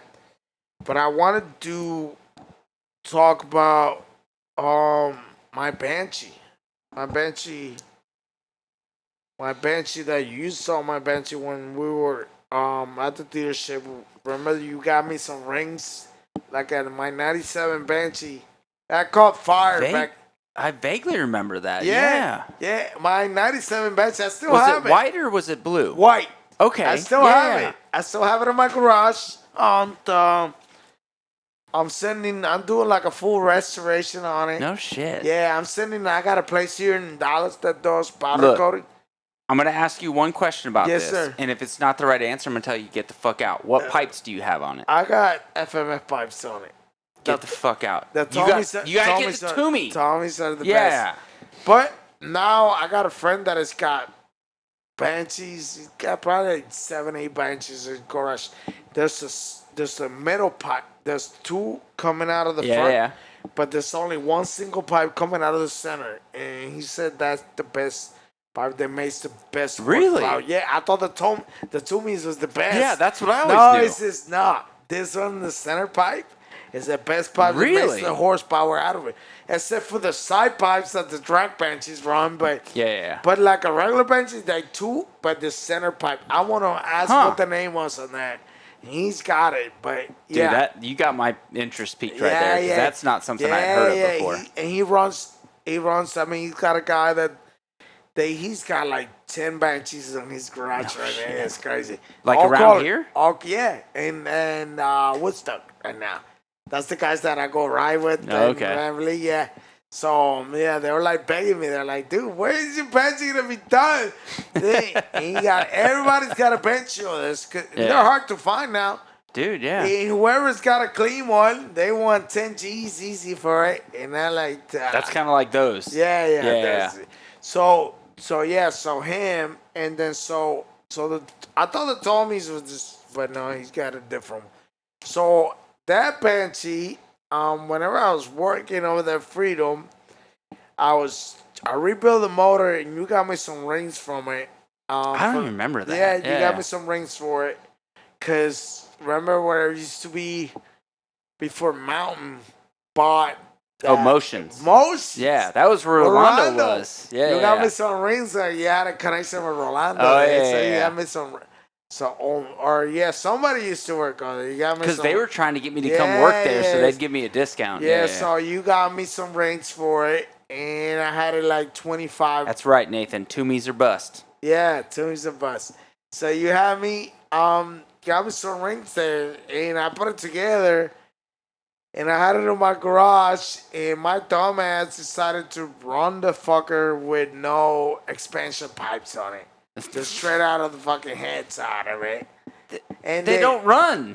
No, this motherfucker, like, I forgot that I had just put the tank and I spilled some gas under the crankcase there. And as soon as I lighted up, a big fireball went and light up on fire. I had the garage open. It's a 2-story house. Is that the house off Chastain? Yeah. Okay. And the garage, the bottom was the basement, the garage. Baby mom's on top. The thing caught some fire. I got it in the garage and trying to push it on fire outside. While my neighbors outside in the balcony, they're looking at me with the popcorn outside. They're like, "We just called the fire department." And I was like, "God damn, it's on fire. Help me get it out of here. I'm trying to push it out of here." It's on fire. The fireballs are going all the way to the fucking goddamn floor, the second floor. Yeah. And I'm trying to push it on fire outside. Yeah. And so, oh, man. It caught fire then. I had it sitting every time I move. I never get rid of it because my mom, when we moved to the States, she bought it for me. So it's no like shit, that's pretty cool. It's kind of like a gift that she gave me. So and the worst thing about that is we bought it. We were in Kissimmee, and we remember Cycle Trader back in the day. Oh yeah. And that's how we found it. We went to Jacksonville to buy it for Christmas time. We bought it, and the first weekend out, I blew a rod bearing. Oh, no. Blew off. We just paid $3,800 for the fucking thing. And they blew it the first time out, too. So I didn't know. I hadn't gone to MMA yet, so it was one of my things that made me really, like, finish it off and say, I'm going to MMA next time this thing breaks. I can fix it. I can fix it, the shit. So, yeah. So that I still got it, and now hopefully it's come stronger than ever because I'm gonna send it. I'm doing a full restore, man. I got some people that's gonna do the powder coating. I just bought brand new OEM plastics for it, which are tough to find. Oh yeah, like Yamaha fairings. You can't. Yeah, you can't find fucking OEM I got a guy that for found me some red ones. Because those are like discontinued shit, so you can't even find them. So I bought new ones. And the graphics, 96 graphics for no shit. OEM Okay. graphics. So I'm going to do powder coating. The motor's going to be all brand new. I got brand new wire harness. I got gold wheels on it. So those are the factory gold wheels. Like, they're not even powder coated, they're anodized and shit. So yeah, I'm gonna get anodized. I mean, it's all about money, you know what I'm saying? Because Well, all these things take everything. projects. Yeah. Yeah. You don't think, next thing you know, you're spending here this amount and here.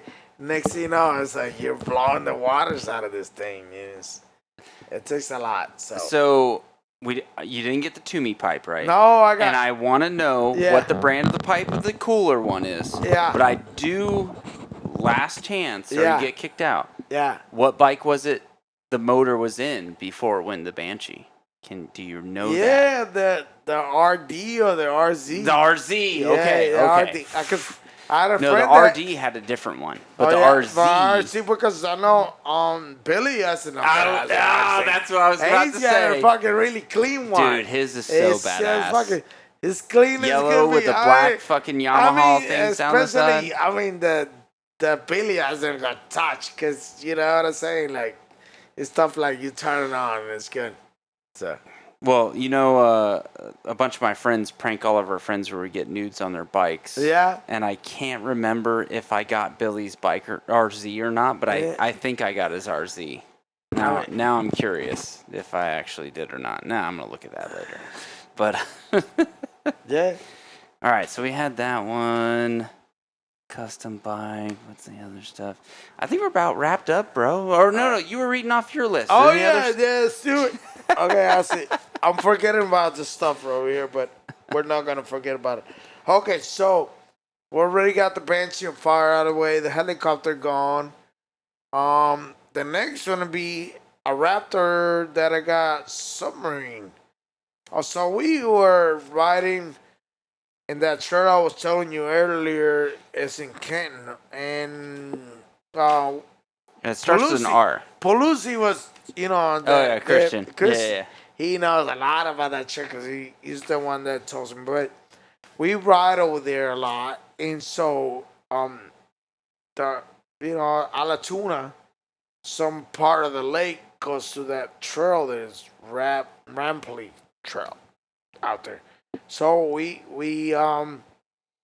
riding out there, and my boys call me over with the Banshees and stuff, and they're like, we have this friend of ours, he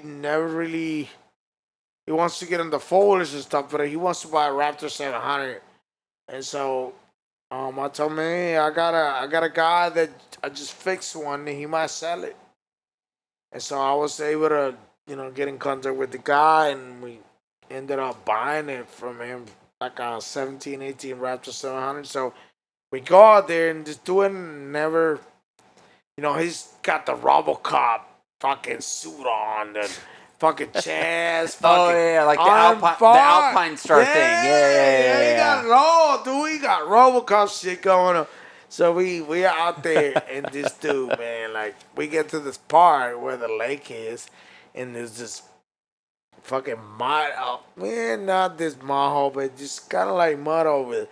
So we're telling him, hey, bro, you gotta hit it, because you're not gonna make it. So he forgot how the brakes work on that, dude. Like, he literally hit it so hard, he fucking flew into the lake.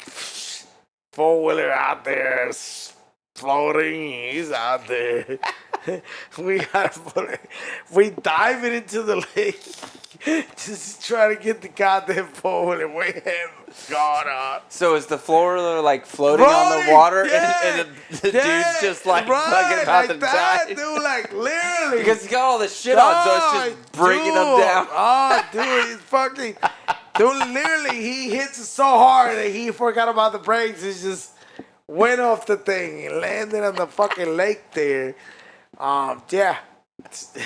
So he had like that to pull him out there, dude. And it was like a submarine, dude. Like, literally, like you said, the fucking pole is floating with the fucking kind of upside down, and he out there, yeah. It was wild like that with him. And after that, I gotta drain the water out of the air buckets. Don't want to run anymore. It's done, cause it's got water everywhere. Yeah. And then another one I want to spoke about is I had this two guys that live over there off the new racetrack over here, Aqua Dallas Highway, over there by 41 there. They just built. Yep. There's like a trailer park right kind of close there. And so they live over there, and they want to be like singers, so like reggaeton singers and all that. It's just, I met them, and so they come to me, and they ended up buying like those dirt bikes, the street dirt bikes, the Chinatown ones that you buy on Amazon ones and shit. The things To me. yeah, it's fucking fall apart. Like everything fall apart out of them bitches. But like they got to my house one day, and my house was up for 92. Like kind of like now they're making it 4 wide over there. My house is a corner house, and so I told him, hey, man, like I don't know, like I just woke up from past day before, and I was kind of blasted off and a hangover, and they're like, oh, we're gonna go get you some beers, and they both of them came on the Chinatown. One came on one, and 2 on the other one, and they try to come out of my house over here, and the fucking 92, you know how fucking goddamn semis and everything. Oh, It's yeah. like a big fucking. It's, They try to fucking come out of there, and they had no experience. Do they fucking goose it off? They almost get run over out of there. They fucking goose it, come across, and they land in a big ass fucking hole ditch on there. Outside of the house, dude. They're fucking, they're all in the barrier on the fucking house over there. I'm like, dude, I don't know if they're dead or not. They're just go over there. Yeah, I had to get him out of there. One of this old fucking cripple and shit. But and then my boy's like, hey man, you might want to take the bike to Walmart to get warranty. Oh, I forgot. Walmart they keep warranty on them because you know how Walmart sells in Chinatown. So he said you might want to get the warranty going on this. But they won't do warranty on the Walmart, and so it's like a funny thing with them guys. But yeah, I mean, because that's like the big thing, and like, you know, like back in, like, you know, like motorcycles are dangerous as fuck. But what? I don't know what you're talking about. But it's not just that they're dangerous. It's that you know, if you get on them, It's like a disrespect thing. Right. If you don't respect what you're doing. So not just anybody can get on them.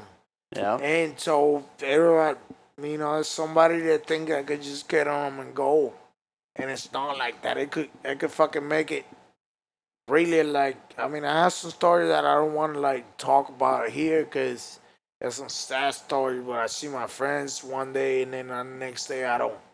Yeah. You know what I'm saying? Those yeah. There's some sad stories about that. So it's just.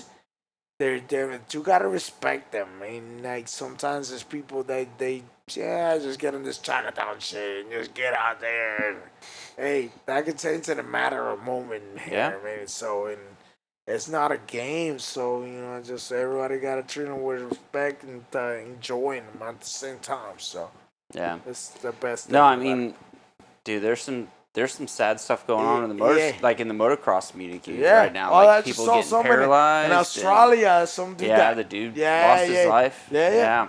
And it's sad though. Yeah, but it's one of those things like if you push yourself so close to the limit, you're living better than most people that are not doing these things will ever live in their life. Yeah. Like there's so many people that I've talked to and they hear the things that I've done or how many bones have you broke, you know what I mean? And I'm like, but you know, I gotta fix that. It's actually this thing that's fucking it up, but fucking Puerto Ricans. Yeah, he just fucked that up. But you took our jobs and you took our God damn, dude. That's so funny, dude. No, but back to the serious thing, like it's dude, like, I'm fucked up. I can barely walk. I can barely go to the gym and do these workouts I've been doing. But it's like, I wouldn't trade it for anything. Well, I mean, you know what I mean? The gym is no joke either. I mean, I don't want to wake up every day and I'd be skipping the hell out of it. for the last 2 weeks. Is the past 2 weeks before I've been going to the gym. And then family comes, I drink with campfire, like, skip it off. I'm just not going to go today. And so I mean, it's tough. And No, so it it's is. tough for everybody. I mean, you got to be disciplined. You got to do your stuff, and you got to maintain anybody it. can go to a gym. There's not many people that can get on a fucking bike and do some fucking crazy shit. You know? Maintain it, so, though, for sure. I don't know. There's just like I don't know. I feel like there's like and that's what brings a lot of motorcycle people together is like, you've got some screws loose. Yeah. That makes you go, you know what? You're my people because you're just as fucked up as me because you don't give a fuck. I think it's more like, I think it's more like you gotta have the balls to do it. You know what I'm saying? That's it. Because I've gone, back in the day when Matt Shoot first built at Highland Park over there track, and we used to go ride back in this one. My son was born, and he was like, that was like 13 back in the day. And so I went a couple times over there, and then Billy was like, hey, first times around there, I come short in this big double. There's a fucking case of shit, fucking handlebars over the front, you know what I'm saying? Case of shit. And then fucking Billy's like, yo, next time you get around there, hey, goose that fucking thing up and get over. That's the only way you're going to get over it. And it's up to you to have to. But the balls to really do it. Dude, there's something amazing at the fact that you're going to look at something and be fucking scared out of your mind. Yeah. But go, I'm going to do it. You know what I mean? It takes the balls to do it. I feel like that's what brings most that's it. You got the guts and the balls to do it. You gotta have the guts. Yeah, you gotta have it. Cause not everybody. And you gotta have some stupidity. Right. You gotta be a little. Cause you're like, come on, you know what? It's gonna work. It's not gonna work. It's a lot of times it hasn't worked for me. It hasn't worked. Yeah, for sure, man. For sure. All right, so we should wrap the show. Jose, I'm so glad that you came and did this. Thanks for the We're opportunity, homies for life. sure. I'm going to actually replay the tech tip that I had earlier because I'm fucking embarrassed at the fact that I messed that up. And then I'm going to play out my kids' little moto story. Should I do the moto story first? I'll do the moto story first so you can hear it. I'm going to take And then we'll wrap up the show. Wait, what? What are you doing? Oh, you gotta take a pee? Hey, there's tweezers in there if you need, bro.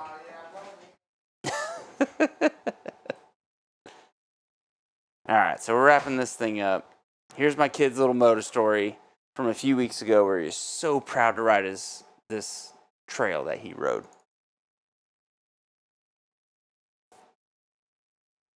Go.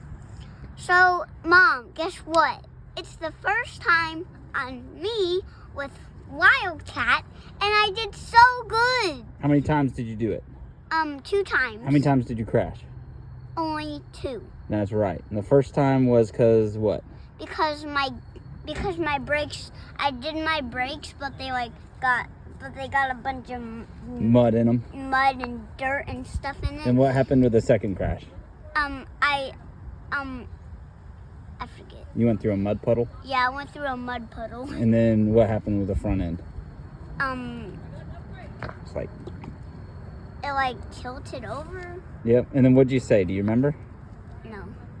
I think you were like, I'm good. That didn't hurt. I used my elbow to help me crash. Oh, yeah. Anything else to say? Yep. One more thing. What's that? Bye. I think I'm going to use this for my show.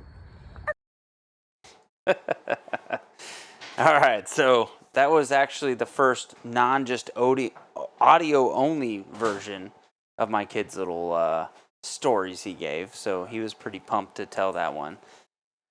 So, oh, you're back. You done peeing? Okay, all right. Back in it. All right, we checked all the boxes for the show. Oh! Dude, this is one thing I wanted to mention earlier. So, Pulp MX is doing a last chance LCQ race tomorrow. Okay. They do prop bets. So anyone can offer money to help support the cause. This is the first year I got to offer a prop bet. Last year I wanted to do it, but I started my show like a month too late. Yeah. So I'm coming up on like 1 year of doing the show. Super happy about that. But I'm a part of the LCQ race. Super good. Glad to be part of it. And the thing that I'm doing a prop bet of is biggest dumpster fire. So dumpster fire. So the person who because the biggest got the best start and just lost the most. So if you started and you were like third and you ended up like 20th, then you're done. $100. All right. Yeah. So who you think is gonna get it then? No, I honestly don't know. Like, how many people will show up over there? No. So it's the people that have been racing Supercross for this whole season. Okay. And who didn't make the main. Okay. So top whoever four. they make it. Yeah. So top 4 from the LCQ gets into the main. Okay. 5 through math. I'm Florida. I can't do that math. You know. Right. 5 through 22. Okay. They earn points to make it to this race. So it's like a unique thing that's been going on for. It's been going on for a little bit while, but the actual race has been going on for like 3 years. Or this is the 3rd year. So super happy to be a part of that. If anybody knows anything about the Pulp LCQ race, tomorrow it's going on live. I think around like 2 or 3 LCQ time. So, all right, I'm going to replay my tech tip so people can see it. And I'm going to do my outro, and the show's done. So, Jose, once again, had some good stories. Get your grandpa in 93 to get him to start telling you some stories. You know what? Actually, this is what you need to do. As he starts telling you stories, break out your notes in your phone and just take little things, because that would be so amazing to have it. That'd be so good. So, anybody watching or listening, I thank you. I'm sorry for all the fuck-ups that happened earlier today. It's the Puerto Rican's fault. Today. Yeah, got a lot of fuck-ups today. Yeah, there's a lot. Gotta happen with the Puerto Ricans on. Gotta blame the Puerto Rican. Sure. You took our jobs. Yeah, sure. All right. Have a good evening, and we'll see you in 2 weeks.